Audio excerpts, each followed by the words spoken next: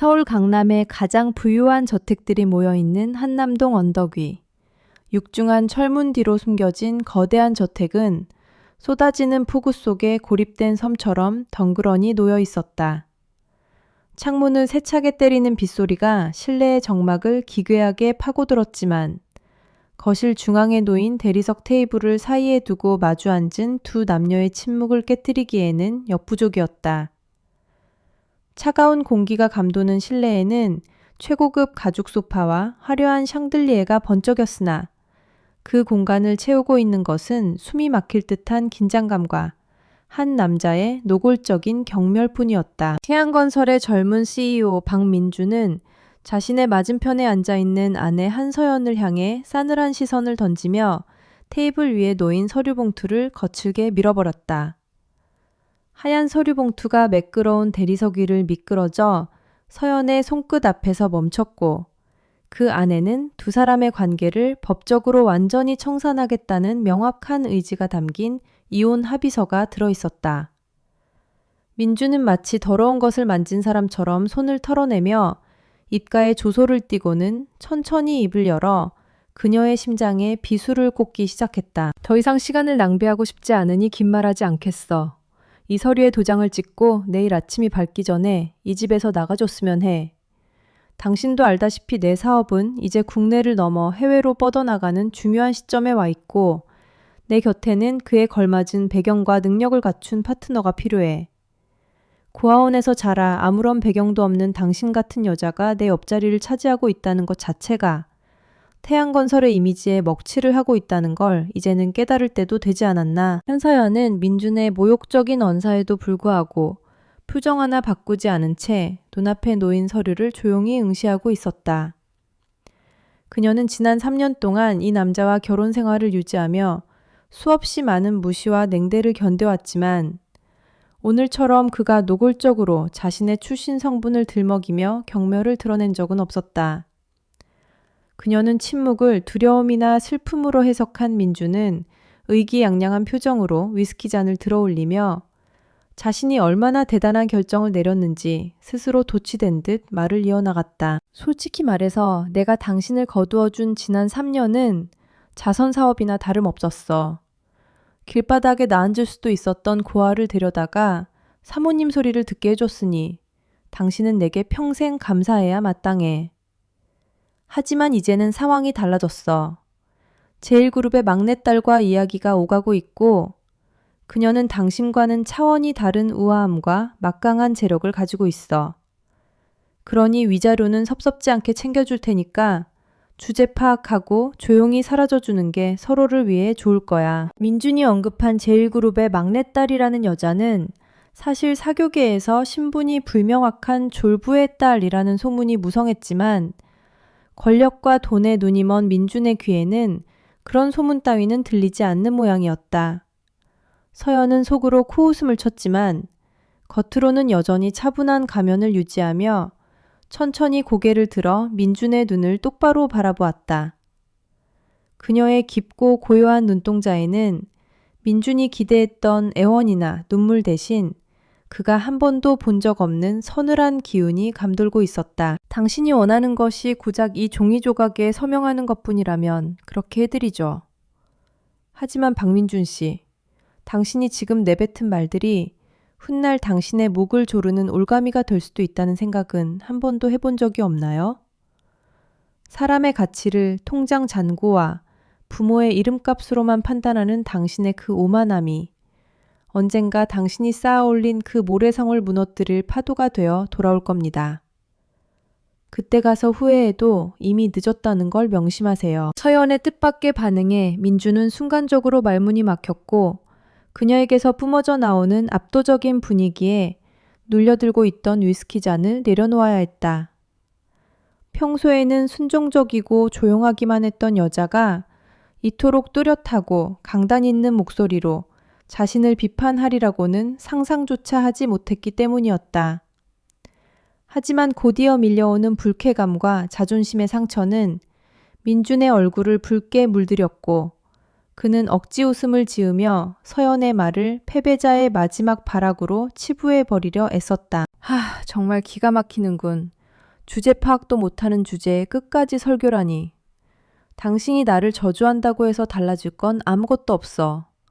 나는 태양건설의 주인이고 당신은 가진 것 하나 없는 빈털터리일 뿐이니까. 그 잘난 자존심이 밥을 먹여주지는 않겠지만 민준의 비아냥거림을 뒤로한 채 서연은 테이블 위에 놓인 만년필을 집어들어 이혼 합의서의 서명란에 거침없이 자신의 이름을 적어 내려갔다. 한서연이라는 세 글자가 종이 위에 선명하게 새겨지는 순간 그녀는 지난 3년간 자신을 옥죄어왔던 거짓된 신분과 억압된 삶에서 비로소 해방되는 듯한 쾌감을 느꼈다. 펜을 내려놓는 소리가 날카롭게 울려 퍼지자 민주는 승리감에 도취된 듯 서류를 낚아채 확인도 하지 않은 채 자신의 서류 가방에 집어넣었다. 현명한 선택이야. 위자료는 내일 비서실을 통해 입금될 거야. 옷가지나 개인 물품은 도우미를 시켜서 정리해서 보낼 테니 지금 당장 몸만 나가면 돼. 내일 아침부터는 새로운 손님이 올 예정이라 집안 공기를 좀 환기시켜야 하거든. 당신 같은 부류의 냄새가 남아있으면 곤란하니까 말이야. 민주는 끝까지 서연에게 모멸감을 주기 위해 잔인한 말을 서슴지 않았지만 서연은 이미 그에게 어떠한 감정도 남아있지 않은 상태였다. 그녀는 자리에서 일어나 거실을 가로질러 현관을 향해 걸어갔고 그 뒷모습은 쫓겨나는 사람이라고는 믿기지 않을 만큼 당당하고 기품이 넘쳐 흘렀다. 민주는 그녀의 뒷모습을 바라보며 알 수 없는 불안감을 느꼈지만 곧바로 고개를 저으며 자신의 성공적인 미래를 상상하는 것으로 그 감정을 덮어버렸다. 현관문을 열자 거세게 몰아치는 비바람이 서연의 얼굴을 때렸지만 그녀는 움츠러들기는커녕 오히려 그 차가운 빗줄기를 반가운 듯 맞이했다. 등 뒤에서 육중한 철문이 닫히는 소리가 들려왔고 그것은 과거와의 완전한 단절을 알리는 신호탄과도 같았다. 비에 젖은 정원길을 따라 걸어 내려가는 동안 그녀는 주머니 속에서 오랫동안 꺼져 있던 검은색 스마트폰을 꺼내 전원을 켰다. 화면이 켜지며 로고가 나타나자마자 수십 통의 부재중 전화와 메시지 알림이 쏟아져 들어왔지만 그녀는 익숙한 번호 하나를 찾아 짧고 간결한 메시지를 전송했다. 상황 종료. 10분 뒤 픽업 바람. 메시지가 전송된과 동시에 그녀는 빗물에 젖은 머리카락을 쓸어 넘기며 흐릿해진 시야 너머로 자신을 데리러 올 차량을 기다렸다. 이제 한서연이라는 이름으로 살았던 연극은 끝났고 대한민국 재계를 움직이는 거대한 손, 미래그룹의 유일한 상속녀, 이지수로서의 삶이 다시 시작되려는 찰나였다. 저택의 2층 창가에서 민주는 빗속으로 걸어가는 서연의 작아진 모습을 내려다보며 승리의 미소를 짓고 있었다. 그는 자신이 방금 쫓아낸 여자가 자신의 회사를 송두리째 뒤흔들 수 있는 유일한 인물이라는 사실을 꿈에도 모른 채 그저 눈앞의 장애물을 치워버렸다는 안도감에 빠져 있었다. 하지만 어둠 속에서 서연을 향해 다가오는 헤드라이트 불빛은 단순한 구조의 손길이 아니라 민준의 오만함이 불러온 파멸의 서막을 알리는 경고등이었다. 빗줄기는 점점 더 거세져 마치 하늘이 뚫린 듯 퍼부었고 서연은 저택의 보안 게이트 밖으로 완전히 벗어났다. 그녀는 잠시 멈춰서서 자신이 3년간 갇혀 살았던 그 화려한 감옥을 올려다보았다. 창문 너머로 보이는 따뜻한 불빛은 거짓과 위선으로 가득 차 있었고 그녀는 그곳에 미련 따위는 조금도 남겨두지 않았다. 그녀는 입가에는 민준이 보았다면 소름 끼쳤을 만큼 차갑고 냉소적인 미소가 번졌고 그녀는 나직한 목소리로 빗소리에 묻힐 맹세를 읊조렸다. 박민준, 당신이 그토록 숭배하던 돈과 권력이 어떻게 당신을 배신하는지 똑똑히 보여주겠어. 당신이 무시했던 그 고아가 당신의 모든 것을 빼앗을 때 당신은 과연 어떤 표정을 지을까? 기대해도 좋아. 내 복수는 당신이 상상하는 것보다 훨씬 더 잔혹하고 철저할 테니까. 그때 어둠을 가르며 매끄러운 검은색 세단 한 대가 미끄러지듯 그녀의 앞에 멈춰섰다. 운전석에서 급히 내린 수행비서가 우산을 펼쳐들고 그녀에게 다가와 깊이 허리를 숙이며 인사를 올렸다. 기다리고 계셨습니다, 이사님. 회장님께서 본가에서 기다리고 계십니다. 비서의 정중한 태도와 이사님이라는 호칭은 그녀가 더 이상 박민준의 구박받는 아내가 아님을 증명하고 있었다. 서연, 아니 지수는 비서가 열어주는 뒷좌석에 몸을 실으며 차가운 눈빛으로 앞을 응시했다. 차 문이 닫히고 실내의 안락한 공기가 그녀를 감싸자 그녀는 비로소 긴장을 풀고 등받이에 몸을 기댔다. 차창 밖으로 멀어지는 민준의 저택은 비바람 속에 흐릿하게 사라져갔지만 그녀의 머릿속에는 앞으로 펼쳐질 치밀한 계획들이 선명하게 그려지고 있었다. 그녀는 더 이상 숨죽여 오는 약자가 아니었으며 자신을 짓밟은 자들에게 합당한 대가를 치르게 할 심판자로서 귀환하고 있었다. 밤은 깊었고 비는 그칠 기미가 보이지 않았지만 지수의 눈빛은 그 어떤 폭풍우보다도 강렬하게 타오르고 있었다. 최고급 세단의 내부는 바깥의 폭풍우가 무색할 만큼 고요하고 안락했으며 부드러운 가죽 냄새와 은은한 아로마 향기가 지수의 지친 심신을 감싸 안았다. 운전석에 앉은 김 실장은 눈미러를 통해 뒷좌석에 앉은 지수의 모습을 조심스럽게 살피며 미리 준비해둔 따뜻한 수건과 보온병을 정중하게 건넸다. 지수는 말없이 그것을 받아들어 차가운 빗물에 젖은 얼굴과 손을 닦아냈고 그 과정에서 지난 3년간 쓰고 있었던 한서연이라는 이름의 가면도 함께 씻겨 내려가는 듯했다. 그녀는 창밖으로 빠르게 지나가는 서울의 화려한 야경을 바라보며 방금 전까지 겪었던 수모가 현실이 아닌 악몽처럼 느껴질 정도로 빠르게 평정을 되찾고 있었다. 김 실장은 차마 입을 떼지 못하고 망설이다가 무거운 침묵을 깨고 조심스럽게 지수에게 말을 건넸다. 이사님, 회장님께서는 서재에서 기다리고 계십니다. 복귀 소식을 들으시고는 예정되어 있던 해외 임원회의까지 미루셨습니다. 많이 걱정하고 계셨지만 이사님의 뜻을 존중하기 위해 그동안 묵묵히 지켜만 보고 계셨습니다. 지수는 그 말에 짧게 한숨을 내쉬며 고개를 끄덕였고 아버지에 대한 죄송함과 자신의 어리석었던 선택에 대한 후회가 가슴 한구석을 찔러왔다. 그녀는 자신이 선택한 평범한 삶이 사랑으로 완성될 것이라 믿었지만 그 결과는 참담한 배신과 상처뿐이었다는 사실을 인정해야만 했다. 차가 강남을 벗어나 북악산 기슭의 한적한 도로로 접어들자 일반인들은 접근조차 할 수 없는 거대한 저택의 입구가 모습을 드러냈다. 박민준이 살던 한남동의 고급 빌라도 일반인들에게는 꿈의 집이었겠지만 대한민국 재계 서열 1위인 미래그룹 오너 일가가 머무는 본가는 차원이 다른 위압감을 풍기고 있었다. 육중한 정문이 소리 없이 열리고 차가 넓은 정원길을 따라 올라가는 동안 곳곳에 배치된 보안 요원들이 정중하게 고개를 숙이며 그녀의 귀환을 맞이했다. 이것이 바로 그녀가 태어나고 자랐으며 잠시 도망쳤으나 결국 다시 돌아와야만 했던 그녀의 진짜 세상이었다. 현관 앞에 차가 멈추자 대기하고 있던 집사가 달려나와 문을 열었고 지수는 익숙하지만 낯선 공기를 들이마시며 차에서 내렸다.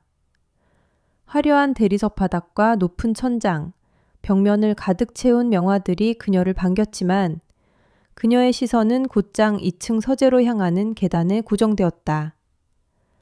젖은 옷을 갈아입을 새도 없이 그녀는 곧바로 서재로 향했고 육중한 원목문 앞에서 잠시 숨을 고른 뒤 망설임 없이 문을 열고 들어갔다.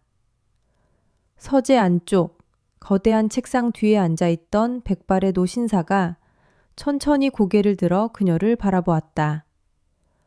미래그룹의 총수이자 그녀의 아버지인 이 회장이었다. 이 회장의 눈빛은 매서웠지만 그 안에는 딸에 대한 안타까움과 안도감이 복잡하게 뒤섞여 있었다. 그는 자리에서 일어나지 않은 채 젖은 모습으로 서 있는 딸을 향해 낮고 굵은 목소리로 물었다. 그래, 네가 찾던 그 진실한 사랑이라는 것이 과연 존재하더냐? 아니면 내 말이 맞았다는 것을 확인하러 온 것이냐. 지수는 아버지의 날카로운 질문에 시선을 피하지 않고 고개를 꼿꼿이 든 채 다가갔다. 그녀는 더 이상 변명하거나 도망칠 생각이 없었으며 자신의 실패를 인정하고 그 대가를 치를 준비가 되어 있었다. 아버지가 옳았습니다. 세상에는 돈과 배경을 떠나 순수하게 사람 그 자체를 사랑해줄 사람이 있을 거라 믿었던 제 생각이 틀렸습니다. 제가 선택한 사람은 제 배경이 없다는 이유만으로 저를 헌신짝처럼 버렸고 저는 그 과정을 통해 뼈저린 교훈을 얻었습니다. 지수의 목소리는 떨리지 않았고 오히려 그 어느 때보다 단호하고 차가웠다. 이 회장은 딸의 눈에서 과거의 나약함이 사라지고 미래그룹의 후계자로서 갖춰야 할 도끼와 냉철함이 자리 잡은 것을 확인하고는 미세하게 입꼬리를 올렸다. 수업료 치고는 꽤 비싼 값을 치렀구나. 하지만 그 경험이 너를 더 단단하게 만들었다면 지난 3년이 마냥 헛된 시간은 아니었을 것이다. 그래서 이제 어떻게 할 작정이냐? 그저 울면서 내 품으로 돌아와 숨어 지낼 생각이냐? 아니면 네가 가진 힘으로 그 오만 방자한 놈들에게 본때를 보여줄 생각이냐? 이 회장의 질문은 지수의 의지를 시험하는 마지막 관문과도 같았다. 그는 딸이 상처받은 영혼을 치유하기 위해 휴식을 원한다면 그렇게 해줄 의향이 있었지만 내심 그녀가 다른 선택을 하기를 바라고 있었다. 지수는 젖은 머리카락을 쓸어 넘기며 차갑게 빛나는 눈동자로 아버지를 응시했다. 저는 숨지 않을 겁니다. 제가 흘린 눈물만큼, 아니 그보다 1000배, 10,000배 더 고통스럽게 만들어줄 겁니다. 미래그룹의 힘이 아니라 제가 가진 능력과 전략으로 태양건설과 박민준을 철저하게 무너뜨리겠습니다. 아버지, 저에게 전권을 주십시오. 제가 어떻게 그들을 파멸시키고 그룹의 이익을 극대화하는지 증명해 보이겠습니다. 그녀의 선언은 서재 안에 묵직한 울림을 남겼고 이 회장은 만족스러운 듯 고개를 끄덕였다. 좋다. 내 방은 예전 그대로 비워두었다. 가서 정돈하고 내일부터 바로 출근하도록 해. 내 직함은 전략기획실 전무다. 그룹 내의 모든 자원을 동원할 권한을 줄 테니 네가 말한 대로 능력을 증명해봐라. 단, 실패는 용납하지 않는다. 이것은 복수이자 동시에 비즈니스다. 감정에 휘둘려 일을 그르치지 않도록 명심해라. 이 회장의 승낙이 떨어지자 지수는 깊이 허리 숙여 인사한 뒤 서재를 나섰다. 그녀의 발걸음은 들어올 때보다 훨씬 가볍고 힘찼으며 심장 박동은 복수에 대한 열망으로 빠르게 뛰고 있었다. 지수는 자신의 방으로 돌아와 젖은 옷을 벗어던지고 욕실로 향했다. 따뜻한 물이 몸을 감싸자 긴장이 풀리며 잠시 박민준이 던졌던 모욕적인 말들이 떠올랐지만 그녀는 곧바로 그 기억들을 씻어내버렸다. 거울 속에 비친 그녀의 얼굴은 청백했지만 눈빛만은 살아있었고 그녀는 거울을 보며 스스로에게 속삭였다.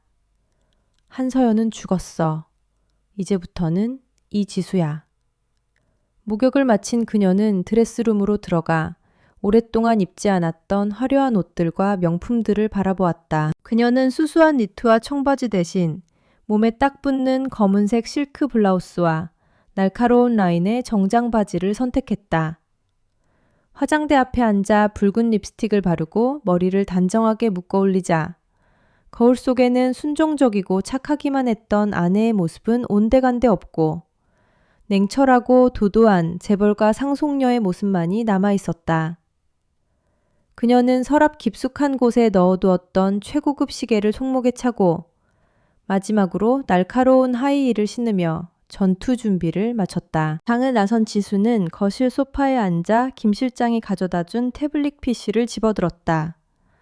화면에는 태양건설의 재무제표와 최근 진행 중인 프로젝트, 그리고 박민준의 개인적인 일정까지 상세하게 정리된 보고서가 띄워져 있었다. 그녀는 빠른 속도로 정보를 훑어내려가며 민준이 자랑하던 그 성공이 얼마나 위태로운 기반 위에 세워져 있는지를 파악했다. 무리한 사업 확장, 불투명한 자금 흐름, 그리고 정관계, 로비 의혹까지 태양건설은 겉만 번지르르 할 뿐 속은 썩어 들어가고 있었다. 김 실장님, 태양건설의 주거래은행 대출 만기일이 언제죠? 지수가 날카로운 목소리로 묻자 곁에 대기하고 있던 김 실장이 즉각적으로 대답했다. 다음 달 말입니다. 현재 자금 사정이 좋지 않아 연장을 신청해둔 상태지만 승인 여부는 불투명합니다. 지수의 입가에 서늘한 미소가 번졌다. 그렇군요. 그럼 우리가 그 불투명함을 확실한 거절로 만들어줄 필요가 있겠네요.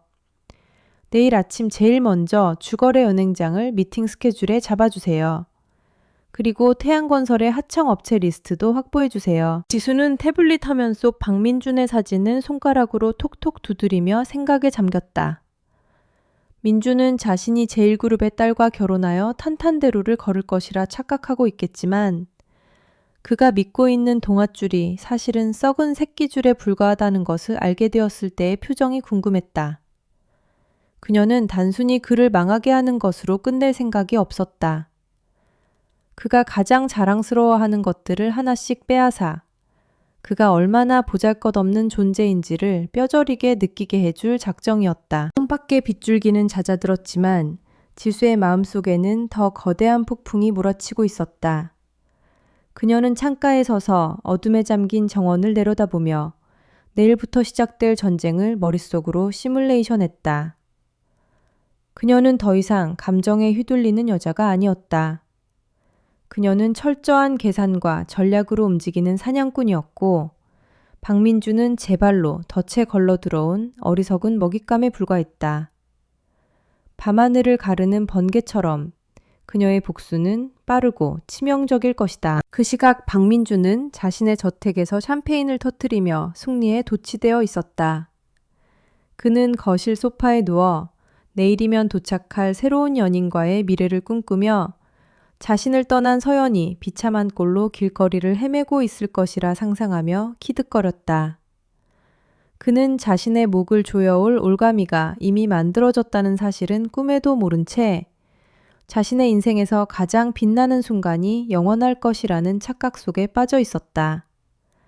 하지만 그 빛은 촛불이 꺼지기 직전에 가장 밝게 타오르는 것과 같은 파멸 직전의 마지막 섬광일 뿐이었다. 다음 날 아침, 미래그룹 본사 로비는 평소와 다름없이 분주했지만 임원들 사이에는 묘한 긴장감이 감돌고 있었다.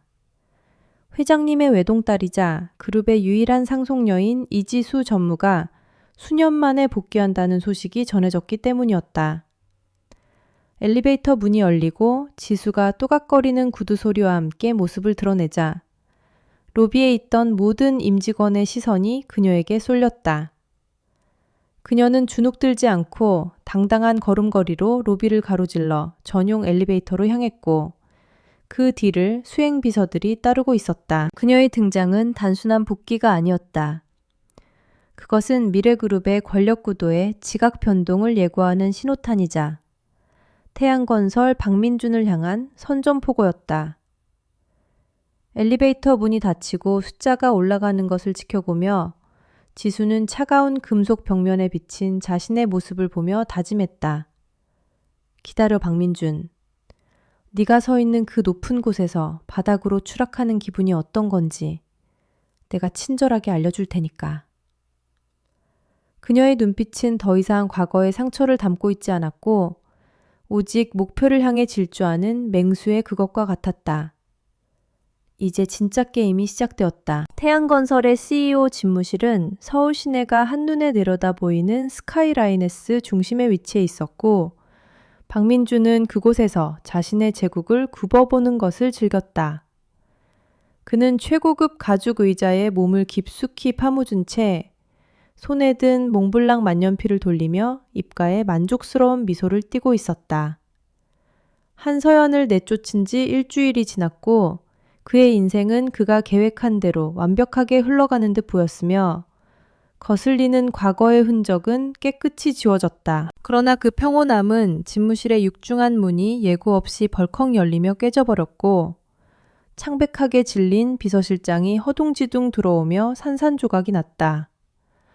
평소 냉철하고 침착하던 비서실장이 땀을 뻘뻘 흘리며 들어오는 모습에 민주는 니가느지 풀이며 불쾌함을 감추지 않았다. 그는 만년필을 책상 위에 탁 소리나게 내려놓으며 무례하게 들어온 부하 직원을 향해 날카로운 목소리로 쏘아붙였다. 김 실장, 내가 집무실에 들어올 때는 노크부터 하라고 몇 번을 말했나. 도대체 무슨 일이길래 아침부터 호들갑을 떠는 거야. 만약 별일 아니라면 자네는 오늘부로 짐 쌀 각오를 해야 할 거야. 민준의 위협적인 태도에도 불구하고 김 실장은 떨리는 손으로 결제 서류를 내밀며 숨이 턱까지 차오른 목소리로 다급하게 보고를 시작했다. 죄송합니다, 사장님. 하지만 상황이 너무 급박해서 어쩔 수 없었습니다. 방금 전 조달청에서 연락이 왔는데 우리가 이번에 사활을 걸고 준비했던 송도 신도시 랜드마크 건설 입찰에서 탈락했다는 통보를 받았습니다. 기술 점수와 가격 경쟁력 모두 우리가 우위라고 판단했었는데 이해할 수 없는 이유로 부적격 판정을 받았습니다. 민주는 자신의 귀를 의심하며 자리에서 벌떡 일어났고 책상 위에 명패를 집어던질 듯한 기세로 소리쳤다. 뭐라고? 그게 무슨 헛소리야? 심사위원들한테 이미 손을 다 써놨는데 탈락이라니. 경쟁사가 어디야? 도대체 어떤 놈들이 우리 뒤통수를 친 거냐고. 그의 얼굴은 순식간에 붉게 달아올랐고 믿을 수 없는 현실 앞에서 이성은 마비되고 분노만이 들끓어올랐다. 김 실장은 민준의 폭발적인 반응에 움찔하며 뒷걸음질 쳤지만 더 충격적인 소식을 전해야만 했다. 그게 경쟁사에 밀린 게 아닙니다.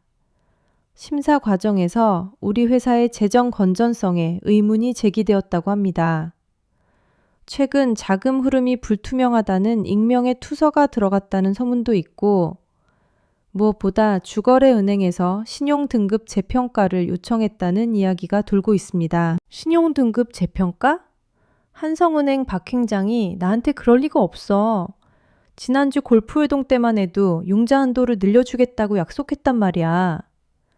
민주는 떨리는 손으로 휴대폰을 꺼내 한성은행장에게 전화를 걸었지만 수화기 너머에서는 연결할 수 없다는 기계적인 안내음만 흘러나왔다.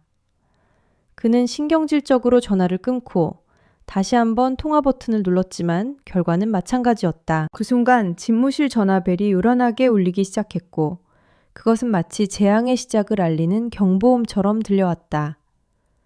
김 실장이 조심스럽게 수화기를 들었다가 사색이 되어 민준을 바라보았다. 사장님, 자재팀장입니다. 철근과 시멘트를 공급하던 주요 거래처들이 갑자기 공급 중단을 통보해왔다고 합니다. 미지급 대금을 이유로 들고 있지만 사실상 일방적인 계약 파기나 다름없다고 합니다. 민주는 머리가 지끈거리는 것을 느끼며 소파에 털썩 주저앉았다. 하루아침에 입찰 탈락, 은행의 외면, 자재 공급 중단이라는 악재가 동시다발적으로 터진 것은 결코 우연일 수 없었다. 누군가 의도적으로 태양건설의 숨통을 조여오고 있다는 느낌을 받았지만 그는 자신의 오만함 때문에 그 배후를 짐작조차 할 수 없었다. 그는 애써 불안감을 떨쳐내며 이것이 경쟁사들의 비열한 담합이나 일시적인 불운일 뿐이라고 스스로를 위로했다. 당황하지 마. 다들 미쳤어? 고작 이런 일로 회사가 무너지기라도 할 것 같아? 자재팀장한테는 다른 공급처 알아보라고 하고 자금팀 불러서 비상자금 가동하라고 해. 그리고 나는 오늘 저녁 약속이 있으니까 더 이상 방해하지 마. 내일 내가 직접 은행장 만나서 단판을 지을 테니까 다들 쥐 죽은 듯이 일이나 처리해. 민주는 부하 직원들에게 고함을 치며 상황을 강제로 정리하려 했지만 그의 손은 미세하게 떨리고 있었다. 그는 넥타이를 거칠게 풀어헤치며 창가로 다가가 답답한 속을 달래기 위해 차가운 물을 들이켰다. 이 모든 혼란 속에서도 그의 머릿속 한 구석을 차지하고 있는 것은 오늘 저녁에 있을 약혼녀, 아니 새로운 비즈니스 파트너와의 만남이었다. 그녀는 사교계에서 제니퍼 킴으로 불리는 여자로 미국 유력 가문의 딸이자 막대한 유산은 상속받은 재력가로 알려져 있었다. 민주는 회사의 자금난을 해결할 유일한 열쇠가 그녀와의 결혼이라고 굳게 믿고 있었기에 오늘 저녁 식사 자리에서 그녀의 마음을 확실히 사로잡아야만 했다. 그는 거울을 보며 흐트러진 머리를 정리하고 억지로 자신감 넘치는 표정을 지어 보였다. 그래, 박민준. 너는 태양건설의 주인이야. 이 정도 실현쯤은 아무것도 아니야. 제니퍼와의 결혼만 성사되면 제일그룹과의 연계도 자연스러워질 거고 은행놈들도 다시 굽신거리게 될 거야. 그는 현실을 외면한 채 달콤한 환상 속으로 도피하며 자신이 파놓은 함정 속으로 한 걸음 더 깊이 걸어 들어가고 있었다. 같은 시각 미래그룹 본사 35층 전략기획실에서는 이지수 전무가 대형 모니터 화면을 통해 태양건설의 주가 흐름과 자금 동향을 실시간으로 지켜보고 있었다. 그녀의 책상 위에는 태양건설의 숨겨진 부채 내역과 분식회계 정황이 담긴 비밀 장부가 놓여 있었고 그녀는 마치 체스판의 말을 움직이듯 냉철하게 다음 수를 계산하고 있었다. 그녀의 곁에 서 있던 김 실장이 조용한 목소리로 보고했다. 이사님 지시대로 자재 공급 업체들에게는 위약금을 포함한 손실보전금을 지급하기로 약속하고 공급을 중단시켰습니다. 그리고 금융권에는 태양건설의 부실 위험에 대한 찌라시를 은밀하게 유포했습니다. 아마 내일부터는 제1금융권뿐만 아니라 제2금융권에서도 상환 독촉이 시작될 겁니다. 지수는 모니터에서 눈을 떼지 않은 채 차가운 미소를 지으며 고개를 끄덕였다. 수고하셨어요. 하지만 아직 멀었어요. 박민주는 자존심이 강해서 이 정도로 무너지지는 않을 거예요. 오히려 발악하며 구멍난 둑을 막으려고 여기저기 손을 벌리겠죠. 우리는 그가 마지막 희망이라고 믿는 구멍까지 철저하게 막아버려야 해요. 알겠습니다. 그리고 박민준 사장이 오늘 저녁 청담동의 프렌치 레스토랑에서 제니퍼 킴과 만난다는 정보가 있습니다. 그 여자가 사기 전과가 있는 꽃뱀이라는 사실을 박민준은 아직 전혀 눈치채지 못한 것 같습니다. 이 부분에 대해서는 어떻게 처리할까요? 그녀의 정체를 폭로해서 결혼을 막아야 할까요? 김 실장의 질문에 지수는 흥미롭다는 듯 눈을 반짝였다. 아니요. 굳이 우리가 나서서 말릴 필요는 없죠.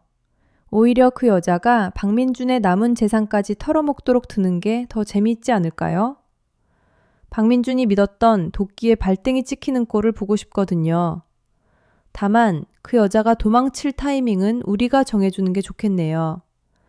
태양건설이 완전히 부도 처리되기 직전 그 타이밍에 정보를 흘려주세요. 지수의 계획은 잔혹할 만큼 치밀했고 감정적인 복수를 넘어 박민준이라는 인간을 사회적으로 완전히 매장시키는 것에 초점이 맞춰져 있었다. 그녀는 박민준이 서연을 무시하고 조롱했던 그 방식 그대로 그가 가장 소중하게 여기는 돈과 명예, 그리고 사람까지 모든 것을 잃게 만들 작정이었다. 그녀는 손에 쥐고 있던 만년필 끝으로 책상 위의 서류를 가볍게 두드리며 나직하게 읊조렸다. 박민준, 지금 겪고 있는 그 불안함은 시작에 불과해. 네가 서 있는 땅이 흔들리고 하늘이 무너지는 공포를 느끼게 해줄게. 네가 나에게 줬던 그 모멸감과 절망을 뼈저리게 느낄 때까지 이 쇼는 끝나지 않아. 그녀의 목소리에는 서리빨 같은 한기가 서려 있었고 사무실의 공기마저 얼어붙게 만들었다. 저녁이 되자 민주는 화려한 수트를 차려입고 약속 장소에 나타났다. 그는 회사의 위기 상황은 까맣게 잊은 듯 제니퍼 킴 앞에서 최고급 와인을 주문하며 허세를 부렸다. 제니퍼 킴은 화려한 보석과 명품으로 치장한 채 교태 섞인 웃음을 흘리며 민준의 비위를 맞췄고 민준은 그녀의 가짜 미소에 속아 넘어가며 자신의 성공담을 늘어놓기 바빴다. 제니퍼, 당신을 만나서 내 인생이 완성되는 기분이야. 곧 진행될 송도 프로젝트만 성공하면 우리 회사는 글로벌 기업으로 도약할 거야. 그때가 되면 당신에게 이 세상에서 가장 화려한 결혼식을 선물해 주겠어. 민준의 허풍에 제니퍼는 눈을 빛내며 맞장구를 쳤지만 그녀의 머릿속은 오로지 민준에게서 얼마나 뜯어낼 수 있을지 계산하느라 분주했다. 레스토랑 창가 너머로 보이는 서울의 밤거리는 아름다웠지만 민준의 등 뒤로 들이오는 그림자는 점점 더 짙어지고 있었다. 그는 자신이 지금 벼랑 끝에서 춤을 추고 있다는 사실을 모른 채 파멸로 향하는 롤러코스터의 안전바를 스스로 채우고 있었다. 그의 웃음소리가 커질수록 지수가 준비한 복수의 칼날은 더욱 날카롭게 벼려지고 있었다. 밤이 깊어가고 민준이 술에 취해 비틀거리며 레스토랑을 나설 때 멀리서 그 모습을 지켜보는 검은 세단 한 대가 있었다. 차 안에는 지수가 차가운 눈빛으로 그 광경을 응시하고 있었고 그녀는 휴대폰을 들어 짧은 메시지를 전송했다. 2단계 작전 개시. 태양건설의 주가 조작 의혹. 내일 아침 조간신문에 터뜨리세요. 전송 버튼을 누르는 그녀의 손끝에는 망설임이 없었다. 미래그룹 전략기획실에 밤은 낮보다 더 밝고 치열하게 흘러가고 있었다. 지수는 거대한 집무실 중앙에 앉아 벽면을 가득 채운 멀티스크린을 통해 실시간으로 변동하는 주식시장의 데이터 흐름을 냉철하게 분석하고 있었다. 그녀의 눈앞에는 태양건설의 주가 그래프가 붉은색 하락 곡선을 그리며 곤두박질 치고 있었지만 그녀의 관심사는 단순한 주가 하락이 아닌 그 이면에 숨겨진 거래량의 미세한 변화였다. 이사님, 계획대로 블루오션과 화이트샌드라는 이름의 페이퍼 컴퍼니를 통해 태양건설의 유동 주식을 매집하기 시작했습니다. 워낙 소액으로 쪼개서 매수 주문을 넣고 있기 때문에 시장에서는 개미 투자자들의 저가 매수세 정도로만 인식하고 있습니다. 현재까지 확보한 지분은 약 3% 정도이며 장 마감 전까지 5% 확보를 목표로 움직이고 있습니다. 김 실장의 보고를 받은 지수는 만족스러운 듯 고개를 끄덕이며 손끝으로 책상을 가볍게 두드렸다. 그녀가 구사하는 전략은 이른바 유령 작전으로 실체를 드러내지 않은 채 그림자처럼 숨어서 상대의 목줄을 서서히 조여가는 방식이었다. 박민준이 주가 폭락에 정신이 팔려 허둥대는 사이 지수는 바닥에 떨어진 태양건설의 주식을 헐값에 주워 담으며 회사의 주인 자리를 야금야금 빼앗아오고 있는 것이었다. 아주 좋아요. 5% 공시 의무가 발생하기 직전까지 최대한 조용히 그리고 빠르게 물량을 확보하세요. 박민주는 지금 언론에 터진 주가 조작 의혹을 해명하느라 정신이 없어서 주주 명부를 들여다볼 여유조차 없을 거예요. 그가 정신을 차렸을 때는 이미 그의 발밑이 텅 비어 있다는 것을 깨닫게 해줘야죠. 한편 태양건설의 CEO 집무실은 지옥과도 같은 아수라장으로 변해 있었다. 아침 조간신문에 대서특필된 주가 조작 의혹 기사는 투자자들의 불안 심리를 자극해 투매 현상을 불러왔고 회사 로비에는 항의하는 주주들과 취재진이 몰려들어 북새통을 이루고 있었다. 박민주는 창백하게 질린 얼굴로 블라인드 사이로 몰려든 인파를 내려다보며 터질 듯한 두통을 느끼며 관자놀이를 꾹꾹 눌렀다. 홍보팀장은 도대체 뭘 하고 있는 거야? 당장 기자회견 열어서 사실무근이라고 반박 기사 내보내라고 해. 그리고 법무팀 불러서 해당 언론사 고소 준비하고 찌라시 유포한 놈들 끝까지 추적해서 잡아내라고. 내 회사가 무너지게 생겼는데 다들 손 놓고 구경만 할 셈이야? 민준의 고함 소리에 비서들은 쥐죽은 듯 고개를 숙였지만 사실 그들도 알고 있었다. 이번 의혹은 단순한 루머가 아니라 매우 구체적인 정황 증거를 포함하고 있었기에 섣불리 대응했다가는 오히려 역풍을 맞을 수도 있다는 것을 말이다. 민주는 자신의 결백을 주장했지만 과거 무리하게 사업을 확장하며 시세 조종 세력과 접촉했던 기억이 떠올라 등줄기에 식은땀이 흘렀다. 그때 재무이사가 조심스럽게 집무실 문을 열고 들어와 떨리는 목소리로 보고를 시작했다. 사장님, 주가가 하한가 근처까지 떨어졌습니다. 그런데 이상한 점이 있습니다. 투매 물량이 쏟아져 나오는 족족 누군가가 그 물량을 받아내고 있습니다. 마치 기다렸다는 듯이 저가에 매수하고 있는데 그 규모가 심상치 않습니다. 단순히 시세 차익을 노리는 세력 같지는 않습니다. 민주는 그 말을 듣고 코웃음을 치며 손을 휘저었다. 지금 같은 상황에 우리 주식을 사는 놈들이라면 미친놈들이거나 하이에나 같은 투기꾼들이겠지. 싼 값에 사서 기술적 반등 나오면 팔고 도망갈 놈들이야. 신경 쓸 필요 없어. 지금 중요한 건 은행 대출 연장이야. 박 행장과는 연락이 닿았나? 재무이사는 난처한 표정으로 고개를 저었다. 아닙니다. 박 행장님 비서실에서 계속 연락을 피하고 있습니다. 그리고 제2금융권에서도 상환 압박이 들어오기 시작했습니다.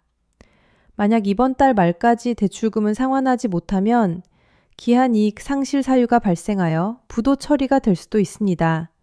특단의 조치가 필요합니다. 민주는 책상 위에 놓인 크리스털 잿더리를 집어 던지며 분노를 폭발시켰다. 빌어먹을. 내가 대한민국 건설업계의 신성, 박민준이야. 감히 은행 나부랭이들이 내 등을 쳐? 당장 내 차 대기시켜. 내가 직접 가서 박 행장 멱살이라도 잡고 단판을 지을 테니까. 그리고 제니퍼한테 연락해서 오늘 저녁에 내 사무실로 좀 와달라고 해. 민주는 위기 상황에서 자신이 기댈 곳은 오직 제니퍼 킴의 막대한 자금력뿐이라고 믿고 있었다. 그는 그녀에게 회사의 일시적인 유동성 위기를 설명하고 투자를 설득한다면 이 모든 문제를 단번에 해결할 수 있을 것이라는 헛된 희망을 품고 있었다. 하지만 그는 제니퍼 킴이 지수의 계획 아래 움직이는 또 하나의 말이라는 사실을 전혀 눈치채지 못하고 있었다. 다시 미래그룹의 전략기획실. 지수는 태양건설의 내부 회계 자료를 정밀 분석하던 중 결정적인 단서를 포착했다. 그것은 민준이 2년 전 진행했던 해외 리조트 건설 프로젝트에서 자재 비용을 과다 계상하여 비자금을 조성한 흔적이었다. 액수는 수십억 원에 달했고 이 자금은 민준의 개인 계좌가 아닌 차명 계좌로 흘러들어간 정황이 포착되었다. 지수는 모니터 화면을 캡처하며 차가운 미소를 지었다. 이것 봐라, 박민준. 겉으로는 깨끗한 척, 능력 있는 척 하더니 뒤로는 회사 돈을 빼돌려 자기 뱃속을 채우고 있었네. 이 자료 하나만으로도 횡령 및 배임 혐의로 구속 수사를 피할 수 없을 거야. 하지만 지금 터뜨리기엔 너무 아까워. 가장 결정적인 순간, 그가 다시 일어설 수 있다는 희망을 가질 때 터뜨려야지. 김 실장은 지수의 치밀함에 내심 감탄하며 물었다. 그럼 이 자료는 검찰에 넘기기 전까지 보류해 두시겠습니까? 현재 확보한 지분율이 4.8%를 넘어섰습니다. 오늘 장이 마감되면 사실상 태양건설의 2대 주주로 올라서게 됩니다. 이제 슬슬 정체를 드러내셔도 되지 않을까요? 아니요, 아직은 일러요. 박민준이 제니퍼 킴에게 매달리며 마지막 발악을 하는 꼴을 좀 더 지켜봐야죠. 그가 믿었던 동아줄이 사실은 썩은 동아줄이었다는 걸 알게 되는 순간, 그때가 바로 우리가 등장할 타이밍이에요. 제니퍼 쪽 상황은 어떤가요? 네, 보고에 따르면 제니퍼 킴은 박민준에게 투자를 빌미로 태양건설의 핵심 자산인 본사 사옥을 담보로 요구할 예정이라고 합니다. 박민준은 급한 불을 끄기 위해 그 제안을 받아들일 가능성이 높습니다. 만약 그렇게 된다면 우리는 주식뿐만 아니라 사옥까지 손에 넣을 수 있게 됩니다. 지수는 의자를 뒤로 젖히며 천장을 바라보았다. 모든 것이 그녀가 설계한 시나리오대로 흘러가고 있었다. 박민준은 스스로 판 함정에 빠져 허우적거리고 있었고 지수는 그저 그가 가라앉는 모습을 지켜보며 마지막 숨통을 끊을 준비만 하면 되었다. 하지만 그녀의 마음 한구석은 통쾌함보다는 씁쓸함으로 채워져 있었다. 한때 사랑했던 남자가 이렇게까지 추악하고 무능한 인간이었다는 사실을 재확인하는 과정은 그녀 자신의 지난 3년을 부정하는 것과 같았기 때문이었다. 그날 밤 민주는 텅 빈 사무실에서 홀로 위스키를 들이키며 제니퍼를 기다리고 있었다. 창밖에는 억수 같은 비가 쏟아지고 있었고 그것은 일주일 전 그가 서연을 내쫓았던 날의 날씨와 묘하게 닮아 있었다. 술 기운이 오르자 그는 문득 서연의 마지막 눈빛이 떠올랐다. 두려움도 슬픔도 없이 차갑게 가라앉아 있던 그 눈빛이 왜 지금 이 순간 기억나는지 알 수 없었지만 불안감은 가시지 않았다. 젠장, 한서연 그 계집애는 지금쯤 어디서 굶어 죽기라도 했으려나. 내가 왜 이런 생각을 하고 있지? 나는 곧 제니퍼와 결혼해서 이 위기를 넘기고 보란듯이 성공할 거야. 그래, 이건 잠시 스쳐 지나가는 시련일 뿐이야. 민주는 혼잣말로 중얼거리며 애써 불안을 잠재우려 했지만 그의 손은 여전히 떨리고 있었다. 그때 사무실 문이 열리고 화려한 드레스를 입은 제니퍼 킴이 들어왔다. 민주는 비틀거리는 걸음으로 다가가 그녀를 반겼지만 제니퍼의 표정은 평소와 달리 묘하게 딱딱했다. 그녀는 민준의 포옹을 살짝 피하며 소파에 앉았고 그 모습에서 민준은 본능적으로 무언가 잘못 돌아가고 있음을 감지했다. 자기야, 왜 그래? 표정이 안 좋아 보이네. 내가 맛있는 저녁이라도 준비시킬까? 민준의 비굴한 물음에 제니퍼는 가방에서 서류 한 장을 꺼내 테이블 위에 올려놓았다. 그것은 태양건설 본사 4억을 담보로 하는 차용증이었다. 민준 씨, 우리 사이에 긴 말은 필요 없겠죠? 당신 회사 상황이 어렵다는 거 다 들었어요. 내가 도와줄 수는 있지만 나도 내 자산을 보호할 안전장치는 필요하니까요. 민준은 서류를 내려다보며 마른 침을 삼켰다. 본사 사옥은 태양건설의 상징이자 마지막 보루였다. 이것마저 넘긴다면 그는 정말로 벼랑 끝에 서게 되는 것이었다. 하지만 당장 내일 막아야 할 어음과 은행 대출금을 생각하면 다른 선택의 여지가 없었다. 그는 떨리는 손으로 펜을 잡았고 제니퍼는 그 모습을 보며 의미심장한 미소를 지었다. 어둠 속에서 유령들의 속삭임이 들리는 듯한 밤이었다. 서울 강남의 최고급 호텔 그랜드 볼룸은 화려한 샹들리에 조명 아래 수백 명의 정재계 인사들로 북적이고 있었다. 태양건설의 창립 기념일이자 박민준 대표가 최근의 위기설을 불식시키기 위해 급조한 비전 선포식이라는 명목의 파티였다. 홀 중앙에는 거대한 샴페인 타워가 위태롭게 쌓여 있었고 최고급 와인과 캐비아가 테이블마다 넘쳐났지만 참석자들의 눈빛에는 축하보다는 호기심과 의구심이 더 짙게 깔려 있었다. 그들은 태양건설의 자금난 소문을 익히 듣고 있었기에 이 호화로운 파티가 과연 부활의 신호탄인지 아니면 침몰하는 배 위에서의 마지막 연회인지 간을 보고 있었다. 박민주는 이탈리아 장인이 맞춤 제작한 턱시도를 입고 한 손에는 샴페인 잔을 든 채 무대 중앙에서 오만한 미소를 짓고 있었다.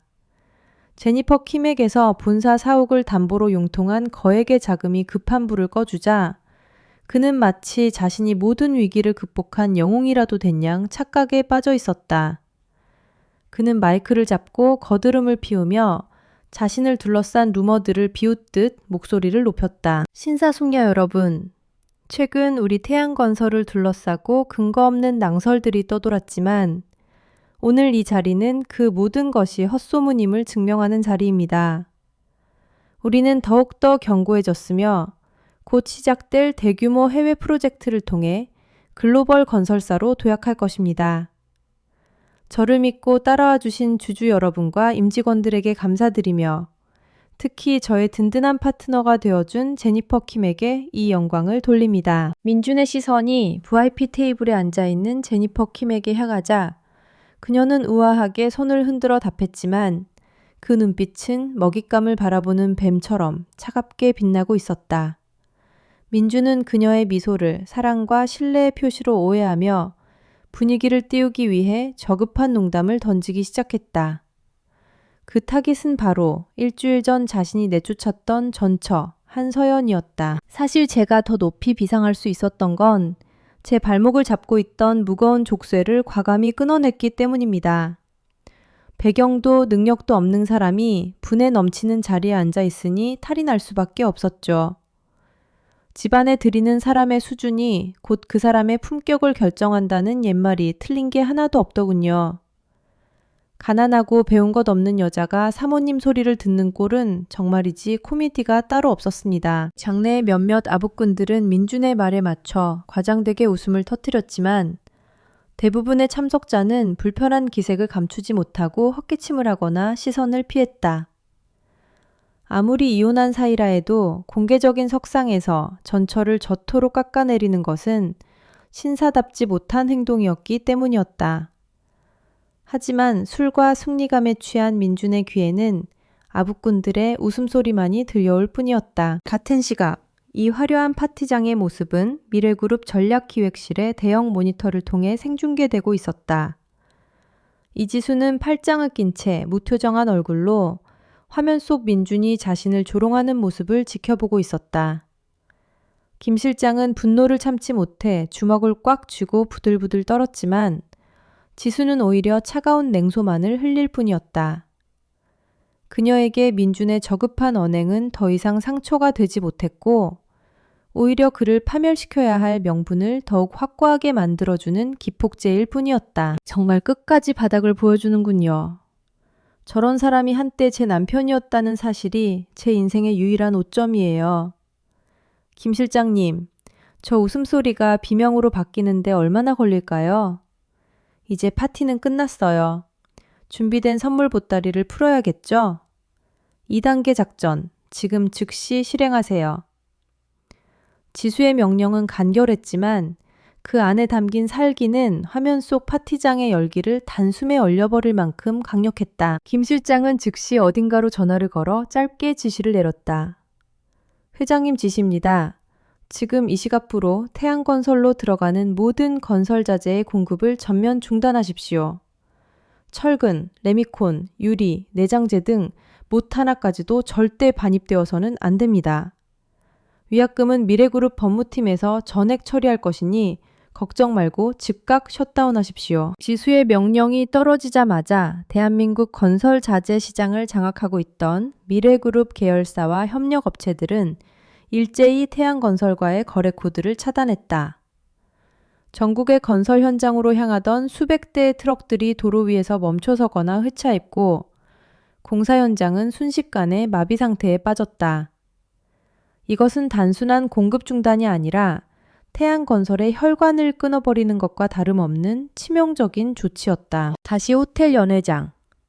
파티가 절정에 달할 무렵 태양건설의 생산본부장이 사색이 되어 연회장 안으로 뛰어들어왔다.